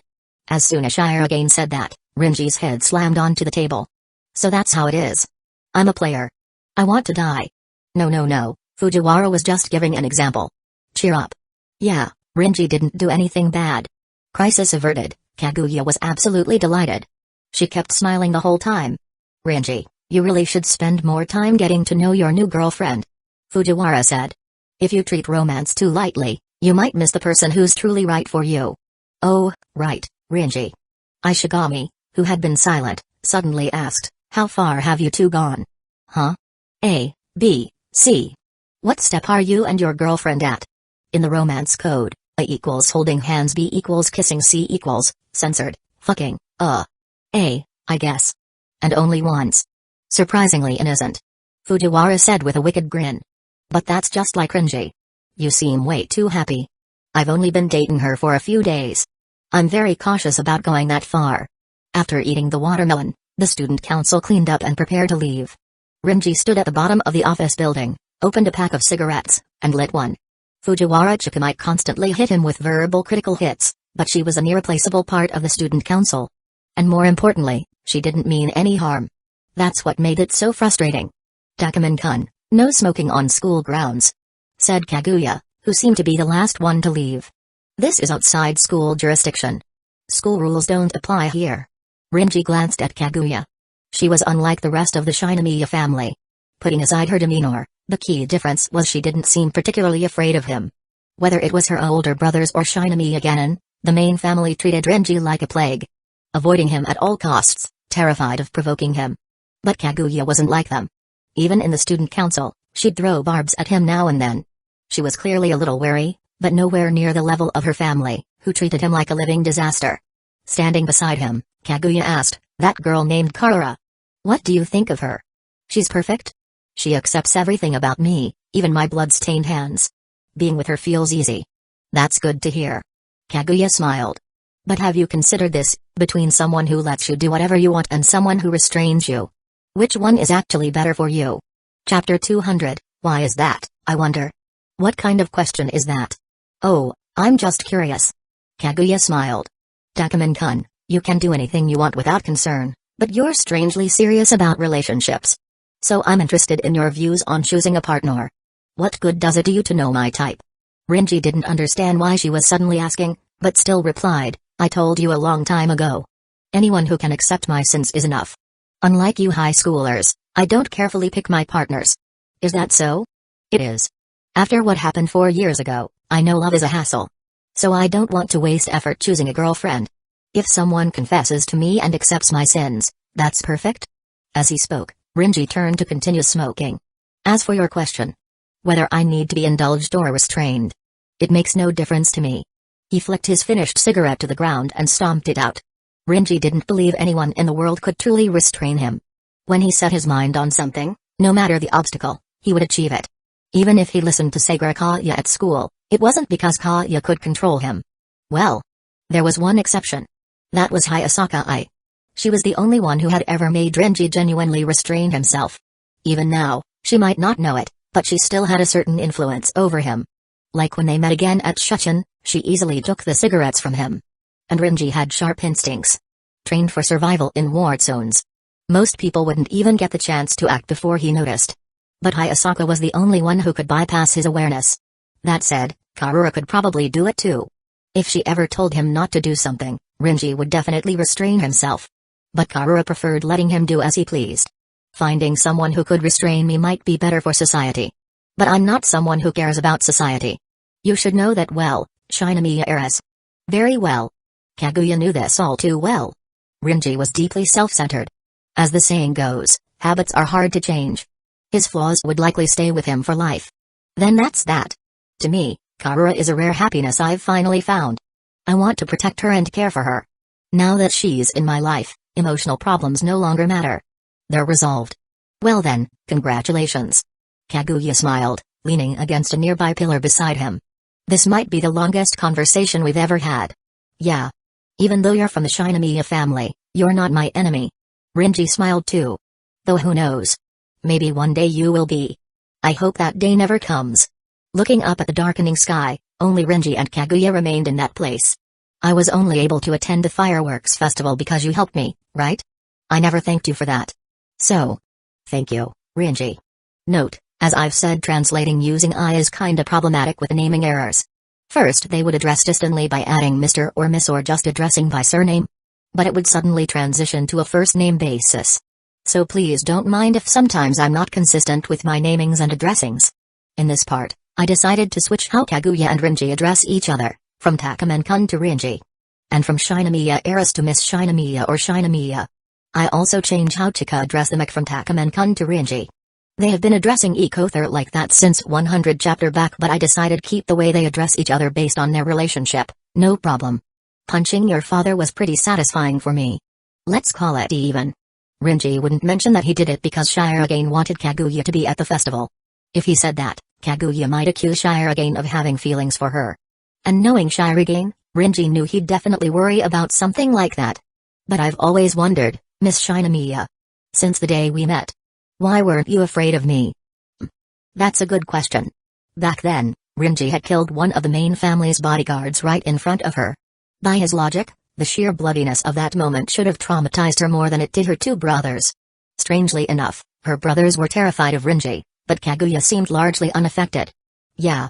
Why is that, I wonder? Faced with Rinji's question, Kaguya only smiled without answering. There was a time I was very scared, but I quickly stopped being afraid. I wonder why that is. As the only one in the student council who knew Rinji's darkness, even she couldn't fully answer that question herself. Rinji walked home alone. Though it was rush hour, because this was a school district, there weren't many cars around. Staring at the empty street, Rinji couldn't help but imagine. If only Karura attended the same school as him, then they could go home together every day after class. Whether Karura would be willing to transfer schools, however, was uncertain. She had her own friends at her current school, and Rinji didn't want to control her life just because of his own feelings. But if she were willing, that would be a different matter. The streetlights had already come on, and Rinji walking beneath them looked a bit solitary. Buzz. Feeling his phone vibrate in his pocket, Rinji took it out and checked. It was a line message from Hayasaka Ai. Are you free right now? I want to talk to you about something. Rinji was about to reply with yes. but stopped with his finger hovering over the screen. Wait a minute. I have a girlfriend now. Should I be keeping some distance from girls who aren't coworkers? Only now did he realize. Being new to a relationship, there were still many things he didn't understand. Forget it. If you don't know, just ask. Rinji exited Hayasaka's message and dialed Karura's number instead. The call connected within seconds. Hello? Rinji. Are you missing me? If you are, I can ask Grandpa if I can come home early. No need to worry about me. Just follow your original plan. Hearing Karura's voice already lightened Rinji's mood. By the way, I wanted to ask you something. We're officially dating now, right? Yup. Then. How much distance should I keep from other girls? Up to you? Really? I don't get why you always ask these weird questions. Just do what you like. Karura said with a laugh. She always felt that most of the things Rinji asked about were either things she didn't understand or completely trivial. Rather than caring about such stuff, what Karura really hoped was for Rinji to start seriously thinking about having kids with her. Chapter 201, The One Person I Didn't Want to Be Hated By now. It was about dinner time. On both sides of the street, only a few family restaurants remained open. Rinji walked into one and immediately spotted Hayasaka sitting in a corner. She wasn't wearing her usual casual clothes today. Sitting there stirring the ice in her drink with a straw, she waved when she saw Rinji arrive. Rinji sat down across from her and smiled slightly. So, why did you suddenly ask me out today? Nothing serious. I just happened to have a rare day off. Hayasaka replied. I figured with you having a girlfriend now, you probably wouldn't want to see me. Yeah. I was a bit concerned about that, so I asked Karura. She said she didn't mind, so I came. Rinji was bluntly honest. You really care about your girlfriend, huh? Of course. This is my first time succeeding in a relationship. I've got to ask her about everything. Rinji didn't really know what he was supposed to do now that he was dating someone, so he ended up checking everything with Karura. But Karura didn't really understand this kind of stuff either, so every time he asked, she would just say, do whatever you want. Hayasaka seemed like she wanted to say something, but stopped herself.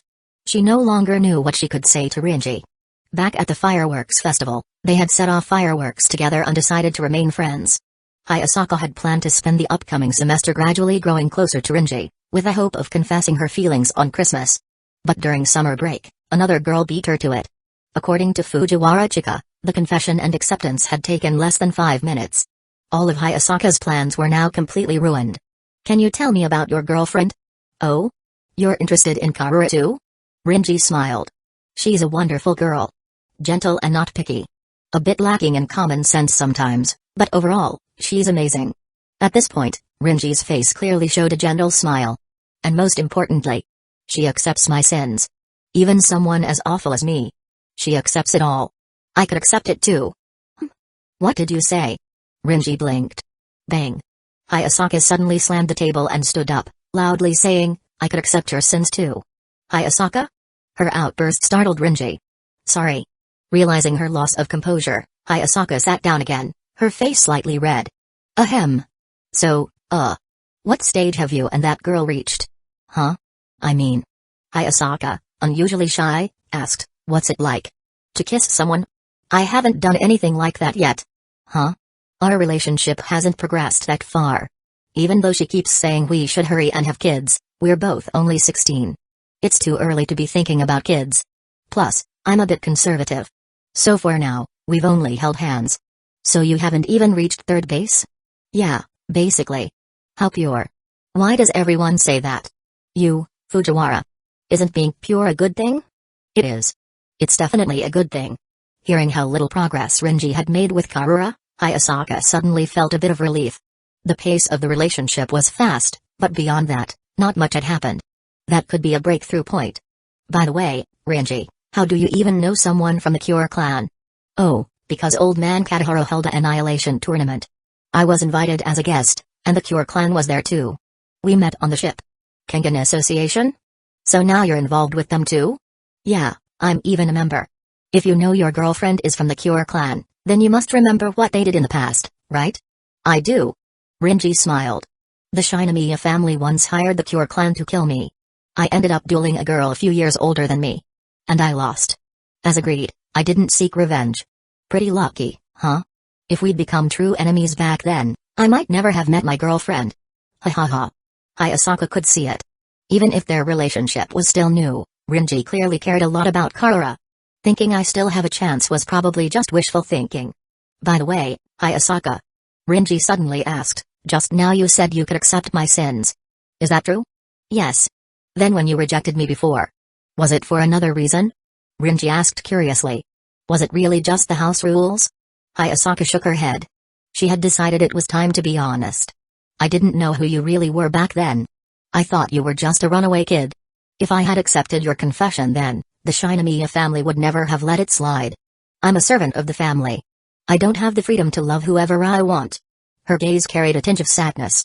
So, you rejected me because you were afraid the main family would hurt me? Rinji stared at her. Hayasaka bit her lip and then nodded. That had indeed been her concern at the time. The Shinomiya family, or more specifically, someone in the family, would never tolerate her dating an outsider. And the family would stop at nothing. She couldn't risk letting Rinji get hurt because of her feelings. Even if it meant breaking his heart, she had to reject him. But in doing so, she had wounded him deeply. Rinji looked at Hayasaka and suddenly let out a soft laugh. Thank goodness. Eh? I was afraid you'd found out about all the awful things I'd done and hated me for them. Hearing this actually makes me feel better. Rinji's expression seemed somewhat relieved. I went abroad not just because you rejected me, but more because I thought you came to hate me. There was a distant look in his eyes, as if recalling a long-past memory. At the time, the one thing I didn't want was for you to hate me. Chapter 202, the first meeting 4 years ago, on a certain day. Now that I think about it, I haven't eaten in a few days. The young Rinji sat on a bench in the park, his crimson eyes glancing around. Although his father had sent him out to gain experience for a while, and he had agreed to it himself, it was still quite absurd to throw a 12-year-old directly into Japan. Sure, he'd been given $100 million, but this was Japan. US dollars were useless here, and to exchange them at a bank, Rinji needed all sorts of documents he couldn't provide. He wanted to contact one of his father's associates to pick him up, but realized he hadn't even brought his phone. On top of that, his Japanese was still poor, and he didn't like interacting with people. So in short, GG. While going hungry for a few days wasn't a big deal for Rinji, he knew things couldn't go on like this forever. Sigh. Anyway, I should first try to contact one of Dad's associates. Just as he was about to stand up and see if he could get help from someone on the street, a figure appeared in front of him. It was a blonde girl in a white school uniform. You look like you've been troubled for a while now. The girl asked with a hint of concern. Did you get separated from your family? The girl was speaking Japanese, which Rinji wasn't fluent in yet, so he didn't fully understand what she was saying. Gurgle. Ugh.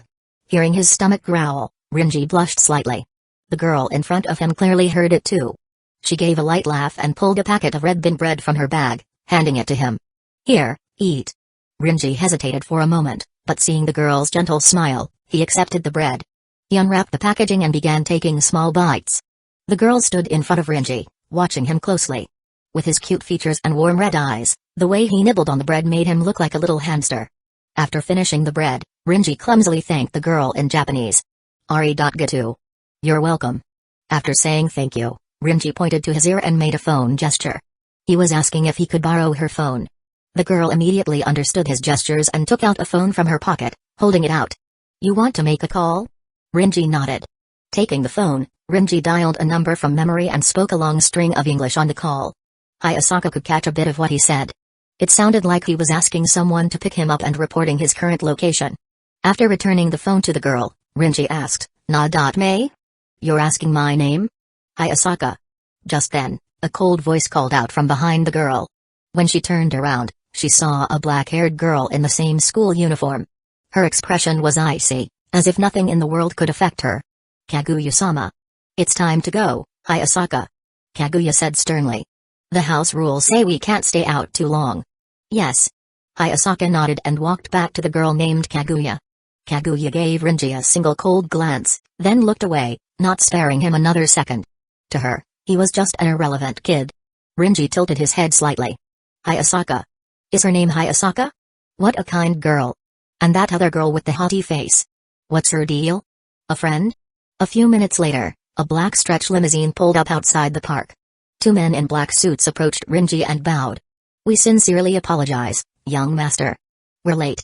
No, it's not your fault. I left my phone at home. Rinji responded calmly. I should be working while I'm here, right? Yes, sir. We'll take you to the Ryujika group space. Ugh. Ugh. So noisy.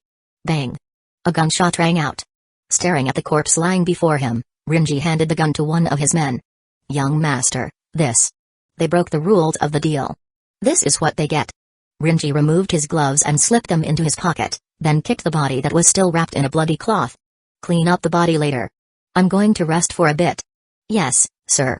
Walking out of the abandoned warehouse, Rinji followed a familiar path and arrived at a park, sitting down on a bench. It was now the 2nd month since he had come to Japan. He'd grown used to life here and had learned Japanese. To stay active, he helped manage the Japanese branch of the organization his father founded. Earlier, someone had tried to tamper with a transaction, so Rinji handled it the usual way. By eliminating the problem. Though he was used to Japan by now, he would still came to this small park every day to sit on the same bench. He didn't do anything in particular. Just sat there until nightfall, then sighed and left. This was the place where he'd first met the girl named Hayasaka. Maybe somewhere deep down, he was hoping to see her again at this same bench. As the sky darkened, more and more people left the park. The girl Rinji hoped to see hadn't shown up. Forget it, I'll head back. Just as he was about to get up, a voice called out beside him. You're that kid from before? Hearing the familiar voice, Rinji turned his head immediately. That same white uniform, that same blonde hair. Hayasaka stood beside him, surprised. Seeing her, Rinji quickly sat back down and smiled. What a coincidence. Hayasaka, too, smiled and walked over to him. It really is. It's been 2 months, hasn't it? Your Japanese has improved a lot. Yeah, I've gotten used to living here. Rinji smiled. Can I ask your name? Mine is Takuman Rinji. I'm 12 years old. My name is Hayasaka. Hayasaka I. The girl replied. I'm 13. Nice to meet you, Hayasaka. Rinji wanted to talk more with her, but not having interacted much with girls, he didn't know what to say. Oh, right. Hayasaka seemed to remember something. She pulled out another red bean bread from her bag and handed it to him. Are you hungry? This scene felt like deja vu. Rinji took the bread without a word, unwrapped it, and took a bite. The familiar taste. Chapter 203, The First Meeting, Part 2. The two of them sat on the bench and started chatting about their lives. Rinji, did you manage to find your family afterward? Hayasaka asked. My family isn't in Japan. I'm currently staying at a place arranged by one of my dad's colleagues. Rinji said. I guess you could say I'm living alone now. Then you must miss home a lot. Not at all. I've got work to do here. You're working at such a young age too? Hayasaka was slightly surprised. Too? Are you working as well? Yes, kind of like a part-time job. As she spoke, Hayasaka lightly tucked her hair behind her ear. Like you, I left home for work. I don't get to see my mom very often. That must be tough. It is. The job is exhausting, and sometimes I feel like I can't take it anymore. Her fingers clenched the fabric of her skirt tightly. I don't even know how I've endured until now. Maybe I just got used to it. Seeing her furrowed brows and trembling shoulders, young Rinji felt a bit of heartache. Is your employer bad to you? The person I serve isn't bad. But the people behind her. They're disgusting scum. Evil. These were words Hayasaka could never say at work. But after meeting Rinji, she found herself venting freely. But Rinji suddenly felt anxious. Hayasaka. What is it? Do you hate bad people? Of course. Hayasaka said without hesitation. Who would like an evil person? People who hurt others without remorse for their own benefit, who think it's their right to trample on others. They're disgusting. Rinji lowered his head, retreating into himself. Hayasaka wasn't referring to him specifically, but Rinji realized he checked all the boxes. He assumed she must hate him too. Just then, Hayasaka glanced at her phone and stood up. It's getting late. I should head back. Thanks, Rinji. Talking to you really helped lift my mood. Being able to say things she normally couldn't, Hayasaka did feel lighter. Rinji looked up at her.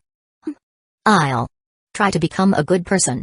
Hearing that, Hayasaka didn't quite understand why he suddenly said that, but she still smiled and reached out to ruffle his hair. I believe in you.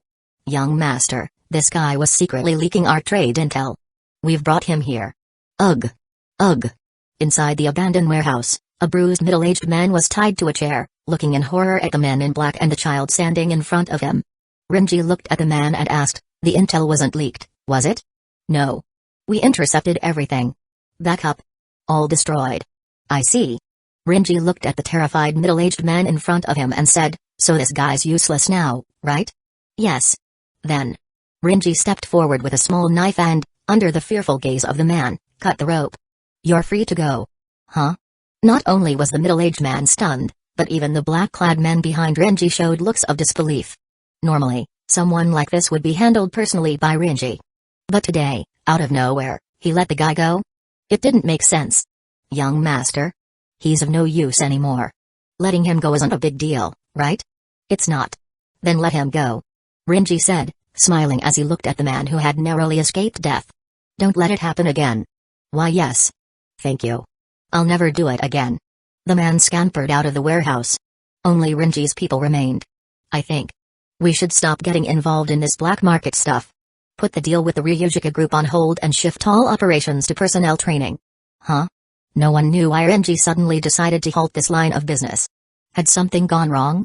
It's just. How should I say this? Rinji looked a little embarrassed. I suddenly realized I might be a bit too evil. If I keep doing this, I'll get worse. I want to try some legitimate business. Young master's brain might be malfunctioning.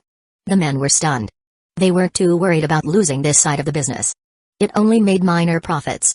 What they were worried about was the boss's son possibly going crazy. That would definitely be hard to explain to the higher-ups. So, what kind of work does young master want to do? My old man gave me some money when he came. I want to invest.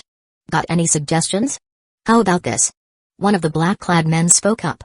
I know a real estate company nearby. They're developing new land. If you're interested, you could invest. Perfect? Rinji was very satisfied with this idea. Hi Asaka, I hear you've been going to the park a lot lately. Yes. In the study, the cold-eyed black-haired girl Shinomiya Kaguya was flipping through a book. Behind her stood Hayasaka, now dressed in her maid uniform. You should know that during work hours, you're not allowed to leave the mansion. If word gets out, even I won't be able to protect you. Yes. It won't happen again. Hayasaka bowed slightly. Sigh. Kaguya let out a sigh and turned back to look at Hayasaka. You haven't been taking care of some stray animal, have you? I'm not completely against it. But don't bring it into the mansion. And wash your hands properly before coming home. Yes. But, Kaguya-sama, it's not an animal. Oh? Then what is it? It's a little boy. The one you met a few months ago. Chapter 204, The First Meeting, Part 3. So, can someone explain the situation in detail? In a conference room inside a tall office building, over a dozen people sat around a long table discussing recent developments. Rinji looked around at the company executives and spoke in a low tone. It's only been 2 weeks since I invested, and now you're telling me your president's in jail? Yes. Someone dug up dirt on him. One of the executives said, wiping the sweat from his brow. Apparently, 3 years ago he had dealings with someone connected to a murder case, and now there's an official investigation. Even stuff from 3 years ago got dug up? Rinji frowned slightly. Yes. And the worst part is, the president didn't even know the guy was a killer. And when we started developing the land, the media blew everything up. Protesters are surrounding the site with banners. Mr. Takuman, we're being targeted. The other side is a veteran at this kind of thing. Who did it? You've probably heard of them. One of Japan's 4 major conglomerates, the Shinomiya family. Never heard of them. Can we deal with them? No way, it's the Shinomiya family. The man shouted. They have people embedded in every major industry.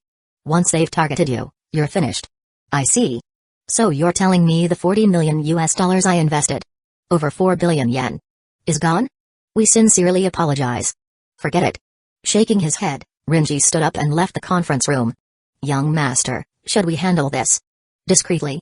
Outside, a black-clad man approached Rinji and made a throat-cutting gesture. Rinji clenched his fists, his face dark with rage. $40 million up in smoke. He couldn't possibly be in a good mood. All he could think about was tracking down this Shinomiya family and blasting them with a missile. Finally, he let out a breath, unclenched his fists, and forced a smile onto his face. Forget it. I promised Hayasaka I'd be a good person. But I'll just chalk it up to bad luck. Next time I'll invest in a company I can fully control. Rinji said with a smile. Hayasaka, I'm here. Rinji. When Rinji arrived at the park, he saw Hayasaka sitting alone on a bench. Her slightly red eyes suggested she had been crying. Hayasaka, did something happen? Sensing that something was off, Rinji sat beside her and asked with concern. It was the first time he had seen Hayasaka look so sad. She was always such a strong girl. It's nothing. Hayasaka shook her head and forced a smile. You're not even willing to tell me the truth? Rinji sounded disappointed. And no, it's not like that. Hayasaka tried to explain, but the words caught in her throat. She just didn't want Rinji to worry. They had met several times in the past weeks, always during her limited breaks from work. She'd sneak off to the park to meet with him. Her job came with immense pressure, but talking to Rinji helped her decompress. And Rinji always listened attentively. He was a very loyal listener. After a moment of hesitation, Hayasaka finally spoke. Today, I was punished by the Shinomiya family's tutor over something. She held out her hands, which were marked with red welts as if struck with a rod. She said I go out too much and might corrupt the Shinomiya lady. So, Rinji? What's wrong? Hayasaka turned to look at him mid-sentence and saw his crimson eyes glowing with a terrifying light. Rinji? No. Sorry. Why are you apologizing? Seeing Rinji suddenly bow his head, Hayasaka laughed, and the gloom on her face disappeared. She really enjoyed the time they spent together in the park. It had become her only source of motivation to withstand her job. Because I realized I don't know how to comfort you. It's okay. Hayasaka chuckled and gently ruffled Rinji's golden hair, just like her own. Just having you come see me is enough. But. Never mind. Rinji looked up. Does that tutor live with you? No, normally she lives in an apartment near the port. I see. It's getting late. I just got scolded today, so if I'm late getting back, I'll be in big trouble. Hayasaka stood up from the bench, patted her skirt, then turned back to Rinji. By the way, Rinji, you said you've been working too. Where are you working? Rinji didn't know how to answer. He wanted to say he worked at EU, but in the public eye, he was more like an evil organization that profited from war. Hayasaka hated bad people, so Rinji didn't want to expose his connection to EU. I'm helping out at a real estate company. I see. For someone your age to work there, that's impressive. It's all right. Having gotten the answer she wanted, Hayasaka turned her back to Rinji. Rinji. You'll always stay with me, right? Of course. That's good. Hayasaka turned back and smiled at Rinji. Her smile bloomed like a flower. This is the place. After parting ways with Hayasaka, Rinji made a call to confirm the location, then arrived alone at a single-family apartment. He stepped forward and touched the doorknob. Automatically, the door swung open. Inside, a middle-aged woman jumped in fright when she saw him. Why you? Where did you come from? You're the Shinomiya family's tutor? Who are you? Don't come any closer, or I'll call the police. Bang. Before she could finish speaking, Rinji rushed forward and kicked her kneecap with full force. Ah! The woman screamed in pain, clutching her leg in horror as she looked up at Rinji. Do you know who I am? I work for the Shinomiya family. If you lay a hand on me. Again with the Shinomiya family. Rinji raised his leg again and crushed the shin bone of her other leg. The intense pain caused her to faint immediately. Rinji walked forward with a cold expression, reached out, and grabbed her neck. With just a little force, he could kill the woman who dared to lay hands on Hayasaka. If I want to be a good person, I can't kill. Eventually, he let go and sighed, a bitter smile forming on his lips. What am I even doing? Chapter 205, Confession Failure. Momo, who's the guy lying on the ground? That's the Suda Rider Koga ultimate form. In the living room, a young girl wearing a beret sat cross-legged on the couch with a young Rinji beside her. This girl was Ryuju Momo. Because of Rinji's partnership with the Ryujuka group, he'd gotten to know the leader's daughter. They were watching a movie released a few years ago. Wasn't he super strong just now? Why'd he suddenly get beaten up? Routine. Momo answered with an uninterested look. Redeemed characters always get nerfed. There's such a thing? Yeah. When a villain turns good, the tragedy starts. That's how dramas work. Momo said flatly. Like in my dad's group. Anyone who tries to retire has to cut off their pinky. No matter how glorious their past, once they leave, they're nothing. Even their enemies won't show mercy. Man, why do you always talk about such violent stuff? Young Momo glanced at Rinji. You've really changed a lot. Huh? You're like a wild lion turned circus lion. Is it that exaggerated? That's actually putting it mildly. Momo turned to face Rinji directly. Have you looked in a mirror lately? You're nothing like the kid I first met. That intimidating aura's gone. Now you're like a lump of dough someone kneaded flat. What a metaphor. Rinji chuckled bitterly, then pulled out his phone and glanced at the time. It was time to meet Hayasaka again. After months of getting to know her, Rinji had made a decision. He would confess. In a certain Shinomiya residence in Tokyo, several black-suited guards stood in the hall. Shinomiya Kaguya, expressionless, walked out with an older, butler-like figure. Though she usually stayed at the harbor mansion during school, she was required to report back to the main house regularly. She didn't want to return to that cold place devoid of familial warmth, but she had no choice. For once, Hayasaka had requested leave in advance and didn't need to accompany her. As she changed out of her maid uniform into regular clothes and was about to leave, a woman in black from the main family called her. "Hayasaka, your behavior has become unacceptable lately." "What?" "As Lady Kaguya's personal attendant, you should be on standby at the mansion, not wandering off." Her tone treated Hayasaka no different from a common servant, completely disregarding the fact that Hayasaka was still just a middle school student. "Also, I've received reports that you've been spending time every day with a boy," the woman said coldly. "You need to understand. Some things are allowed, but others are not. This is for your good. And for the boy's safety. Do you understand, Hayasaka?" "Yes." Hayasaka stood with her back to the woman, clenching her fists and biting her lip, her face full of frustration. Hayasaka's mind was spinning as she replayed what the family steward had said. She knew the Shinomiya main house wanted to control her completely. If they found out about her relationship with Renji, they'd eliminate him without hesitation. The Shinomiya family absolutely had the means. And they definitely wouldn't care if Renji was just a child. When she arrived at the park, Hayasaka saw Renji already sitting on their usual bench. The moment he saw her, he waved enthusiastically. "Hayasaka." "Renji." Still shaken from the warning, Hayasaka forced herself to hide her emotions and walked over. Renji immediately sensed something was off. Hayasaka was unusually distant. Hayasaka. Did something happen?" "No. You're overthinking it." Her tone was cold. "Really?" "Yes." "I see." Renji hesitated, glancing at her expression. His face flushed slightly. "Actually, I came here today because I wanted to tell you something." "What is it?" Faced with her question, Renji hesitated for a moment, then mustered up his courage and blurted out, "I like you, Hayasaka. I've liked you ever since the first time we met. So, will you go out with me?" It was Renji's first confession, and he gave it his all. Hayasaka's eyes widened. Maybe she had never imagined this boy would one day confess to her. At first, she was happy. But she immediately buried that feeling deep inside. She knew a relationship between them was impossible. If she said yes, she couldn't imagine what those people would do to Renji. Her eyes turned cold. "I'm sorry. I can't accept your confession." "Huh?" Renji's eyes went wide. Hayasaka continued, "The Shinomiya family rules state that unless it's for strategic purposes, family members are not allowed to fall in love. That's a ridiculous reason. Regardless, I'm sorry. I can't accept it. And with my work becoming busier, let's not meet anymore. I'm sorry." Renji lowered his head in silence as Hayasaka stood quietly in front of him. Finally, he looked up and smiled. "It's okay. I kind of expected this outcome anyway. I'm sorry." "Really, it's fine. Hayasaka should have the freedom to make her own choices." Renji smiled and handed her a paper bag from beside the bench. "I made this apple pie before I came today. Haven't tasted it yet, so I don't know if it's any good. I'll get going then." With that, Renji waved and left. This failed confession would likely send him into a slump for a while. He didn't know the real reason, but he assumed Hayasaka probably just didn't like him. "I'm sorry." What Renji didn't see was that after he left, Hayasaka stood clutching the paper bag, her tears falling silently to the ground as she repeated her apologies over and over. Right now, the one who should be in the most pain was her. Chapter 206, Game Over. "Renji, is something bothering you?" "Huh? No, not really. You really suck at lying. Your worries are written all over your face." In a small factory, Renji sat chatting with a slightly weathered-looking middle-aged man.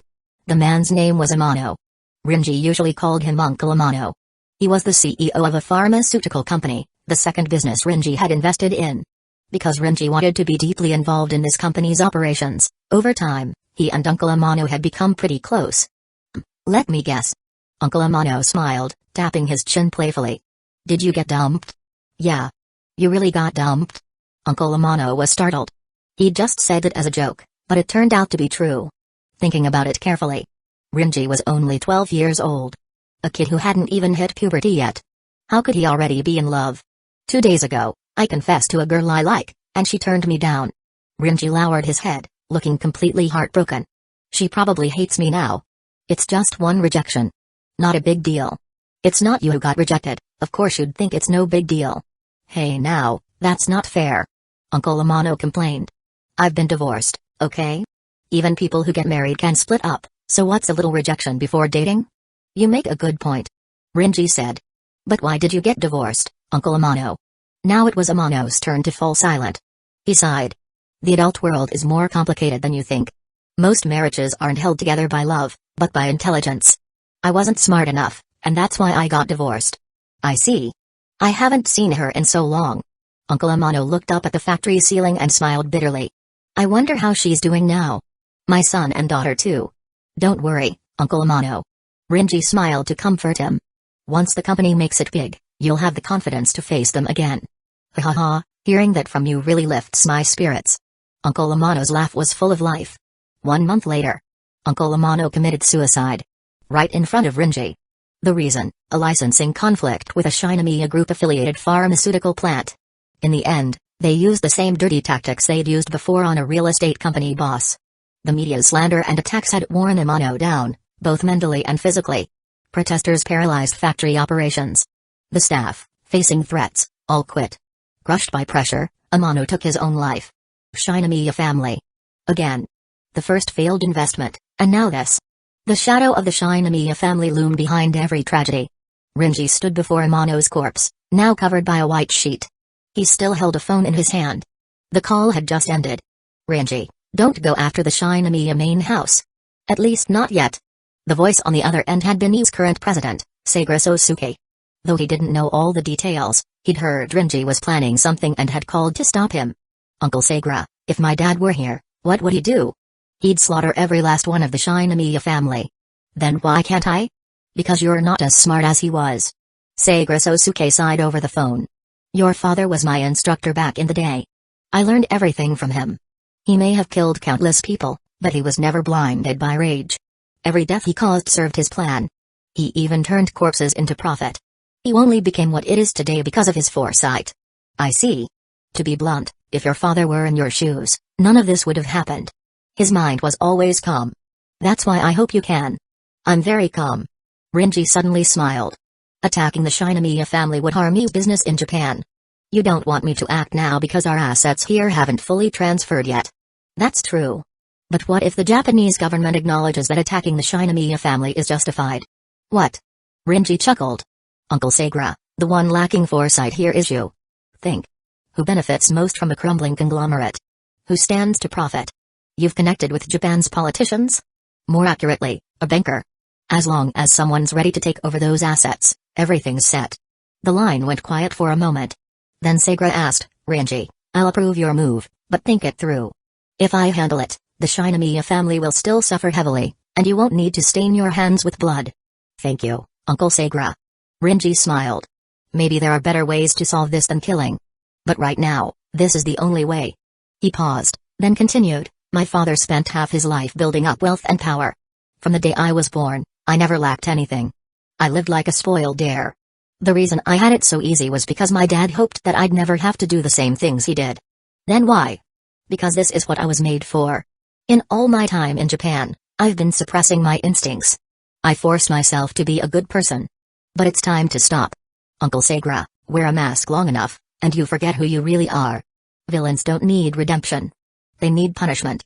Rinji said, grinning viciously. The Shinomiya family needs punishment. And I need punishment too. I understand. Do it. Thanks. Hanging up the phone, Rinji's expression softened slightly. He gently brushed his hand over Amano's cold body, then turned and left. Outside the hospital restroom, Rinji washed his face and stared into the mirror. Just as Ryuji Momo had said, in trying to be a good person, his face now looked like a squashed lump of dough. You. Who the hell are you, really? Bang. Rinji gritted his teeth and punched the mirror. The glass shattered and scattered across the floor. In those broken shards was reflected the savage, murderous grin on his face. The good guy act is over. Time to do something that makes me feel alive. Chapter 207, I can never be the person you wanted me to be. From a young age, Rinji knew he wasn't like other children. A monstrous physique, intelligence and execution skills far beyond his peers. He was born with them. And also something else. Aggression, far beyond what most people possess. Unrelated to upbringing, Rinji's development was more like the ultimate refinement of nature's most competitive traits. And in nature, aggression often determined who survived. So Rinji didn't just grow. He evolved.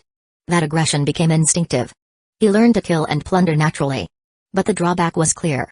Someone like Rinji couldn't adapt to peaceful society easily. When faced with problems, his first instinct was to choose the most violent solution. That felt good. Rinji walked out of a corporate building and stretched, smiling as he pulled a remote control from his jacket pocket and pressed the button. Boom. A deafening explosion rocked the building as one of its floors blew apart. Flames and shattered glass filled the air, visible even from kilometers away. This was the third subsidiary of the Shinomiya Group to be bombed. The ones in plain sight are all taken care of. Now then. Rinji glanced at a slip of paper in his hand. It listed an address in Kyoto. That crazed grin crept back onto his face. Time to pay the real deal a visit. I can't wait. Night fell. In the outdoor garden of the Shinomiya family estate, Kaguya sat expressionless, her eyes fixed on the iron gate. She had once again been summoned to the main house. Hayasaka had also been called. A powerful faction had launched a sudden assault on Shinomiya assets, using terrifyingly direct methods. The main house was in a panic. They tried everything to trace the attackers, but even through their vast network, they couldn't uncover the identity of the group. Kaguya felt no sympathy. To her, the Shinomiya main house had always treated her like excess baggage. She had no emotional connection to them at all. Should I be happy if they get what they deserve? Hey, miss over there. Can you hear me? Kaguya looked up slightly and saw a blonde boy standing just beyond the gate. Even under the night sky, his crimson eyes glowed faintly, stunning Kaguya for a moment. You are. She suddenly recalled that a few months ago, she'd seen this boy at the park. He had been happily chatting with Hayasaka. Rinji waved at her with a smile. Curious, Kaguya walked closer. You're that kid who hangs around with Hayasaka? Didn't expect you to remember me. Rinji chuckled. And I didn't expect Hayasaka's friend to be the Shinomiya heiress. You. Before she could ask why he was here, Rinji suddenly smiled and said, since you're Hayasaka's friend, I won't kill you. Eh? The sudden words left Shinomiya Kaguya stunned. Miss. Step back. You're too close to that person. A few men in black suits patrolling nearby rushed over when they saw the scene, pushing Kaguya behind them while the others approached Rinji. Who are you? This is Shinomiya family property, outsiders aren't allowed. Before they could finish, the guards froze. Neither Kaguya nor the one guarding her saw what had happened. The two guards who had reached the gate suddenly staggered and collapsed, each with a bloody hole in their chest. Rinji's fingers were stained with blood. He smiled and licked it off. The scene shook Kaguya, who had always been composed. It was her first time witnessing someone die right in front of her. You. Bang. The guard shielding Kaguya, realizing this man meant harm, tried to react. But his shoulder was pierced by a bullet. The shot came from a distant building near the Shinomiya estate. A sniper was aiming from afar. Rinji pried open the iron gate and walked inside, stopping in front of Kaguya, who was now frozen with fear. The Shinomiya family has existed for over 100 years. You've always seen yourselves as great, noble beings. But have you ever considered this? The Holy Roman Empire was far greater than you and it still vanished in the end. No matter how glorious the family, how brilliant its history, once the flames of war arrive, it all turns to dust. You people, who think you're above everyone else, are nothing. Tell me. Rinji stared into her with crimson glowing eyes. Where is your father, Shinomiya Ganon? There's an intruder. The household finally noticed something was wrong. More guards rushed over to protect the estate. But as they charged with weapons drawn, Rinji simply smiled. Boom. An explosion ripped through the crowd, blasting those clustered guards into pieces. Rinji had not only brought mercenaries this time, but also military drones equipped with missiles. He hadn't come to talk. He came to kill. Ruthlessly and efficiently. Leaving the terrified Kaguya collapsed on the ground, Rinji grinned viciously and marched deeper into the estate. More and more people tried to stop him, and more bodies fell. The path was littered with corpses. Guards, servants. And Renji's pace never wavered. He didn't know how many people he had already killed. After snapping a guard's neck, he kicked open a room. Head of the Shinomiya family. I'm a big fan. Come out and meet me. Renji? The voice made Renji freeze. There were two people in the room. A woman and Hayasaka. The woman resembled Hayasaka slightly. Her gaze toward Rinji held both caution and curiosity. Hayasaka stared blankly at Rinji, who was drenched in blood, unable to piece together her thoughts. Hayasaka. Rinji, you. Sorry, Hayasaka. Rinji looked at her dazed expression and smiled with a touch of relief. I was never able to become the person you hoped I'd be. Your decision back then was the right one. He turned around without looking at her again and walked out of the room. Wait. Rinji. When Hayasaka chased him out the door, he was already gone. Chapter 208, So Salty in the End, Rinji never did find out where Shinami Ganon was hiding. But he hadn't planned to kill the clan leader anyway. Killing him would trigger a full reset of the family, and with the Shinamiya family deeply tied to Japan's economy, a major shift could spiral out of control. He had made a deal with a banker named Katahiro Matsudo. After the Shinamiya family was attacked, all subsidiaries in a stock crash would be scooped up by him, while he would short the stocks in advance. Rinji caused a massacre, but it was all within his calculated limits. What a shame, Shinamiya Ganon. I couldn't give you a proper scare. Rinji laughed, raised his hand, and made a gesture. A hellfire missile locked onto the wooden structure at the center of the estate and fired, its fiery trail blazing across the night sky. Boom. The explosion engulfed the ancestral shrine, a historic centerpiece of the Shinamiya family. It's on fire.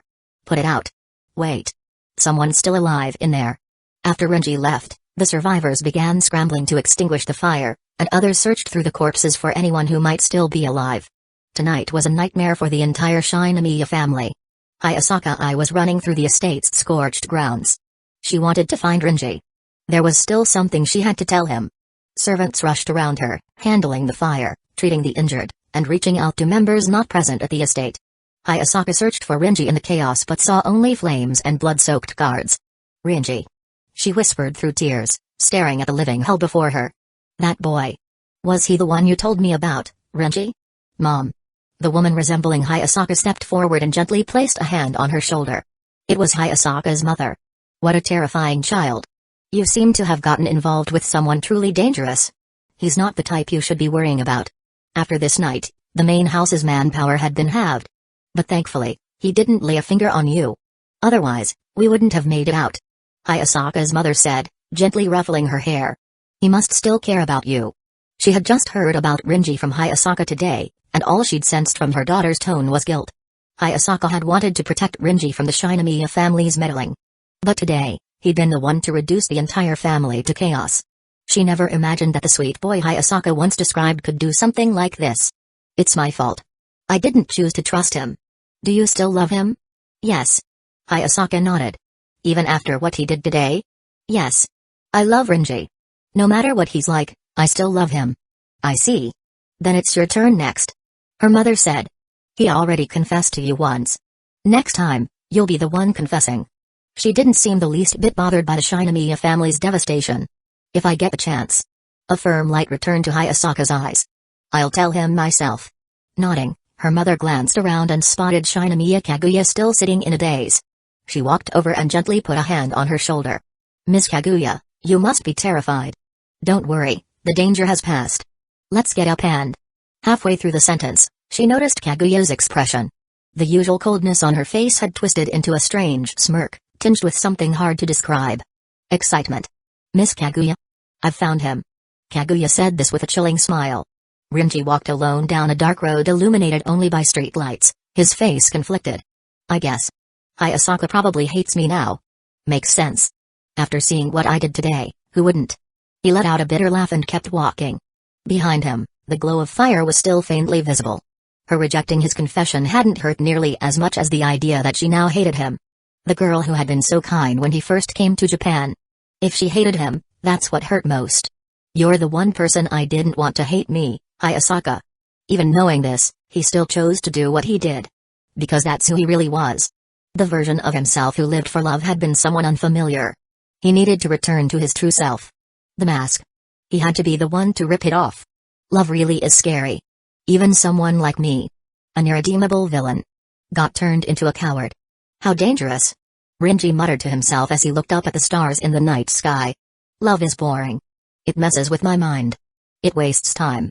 If I ever fall in love again, I'll only pick someone who accepts my darkness.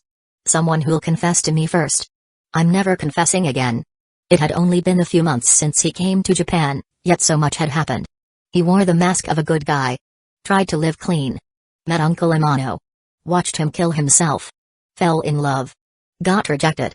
Tore the mask off with his own hands. Guess I won't be coming back to Japan. He didn't know how far he'd walked, but he eventually reached a garden next to a 24-hour convenience store. Remembering something, he entered the store and bought a red bean bun. Sitting on a bench, he unwrapped it. Thinking back, maybe if I'd told Uncle Amano I could take down the Shinamiya family, he wouldn't have ended his life. And Hayasaka. If only we had trusted each other a little more. He had no trust in others. Just like how he was afraid others would hate him if he revealed his true self. Someone who always wore a mask could never earn anyone's trust. In any case, I'm finally back to who I am. I won't hide my dark side anymore. I hope someday I can find companions who truly trust me. Rinji smiled happily and bit into the red bean bun. So salty. Chapter 209, this plot feels familiar. So, to summarize, Rinji and that girlfriend of his named Karura haven't done anything serious yet, and his first kiss is still intact, right? That's right. But why exactly are you asking me about Rinji, Kaguya-sama? Inside the Shinomiya residence, Hayasaka, dressed in her maid uniform, narrowed her eyes as she looked at Kaguya sitting on the bed.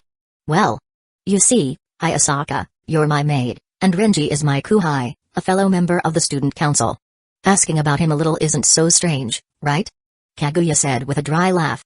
You're sure you're not just trying to learn from my failed experience to avoid the same pitfalls? That was exactly what Kaguya had in mind. Hayasaka's situation had deeply influenced her tactics regarding Shirogane Miyuki. Before, her strategy was to make him confess first. And now, she still wanted to make Shirogane confess first, just with more strategy. Alright, not much had changed. For Kaguya to confess first was nearly impossible. Hayasaka, if you ask me, you didn't fail. Huh? Since Rinji and his girlfriend haven't done anything, it means you still have a chance. I think the story could go something like this. Shinomiya Kaguya's theater. Rinji walks home from school.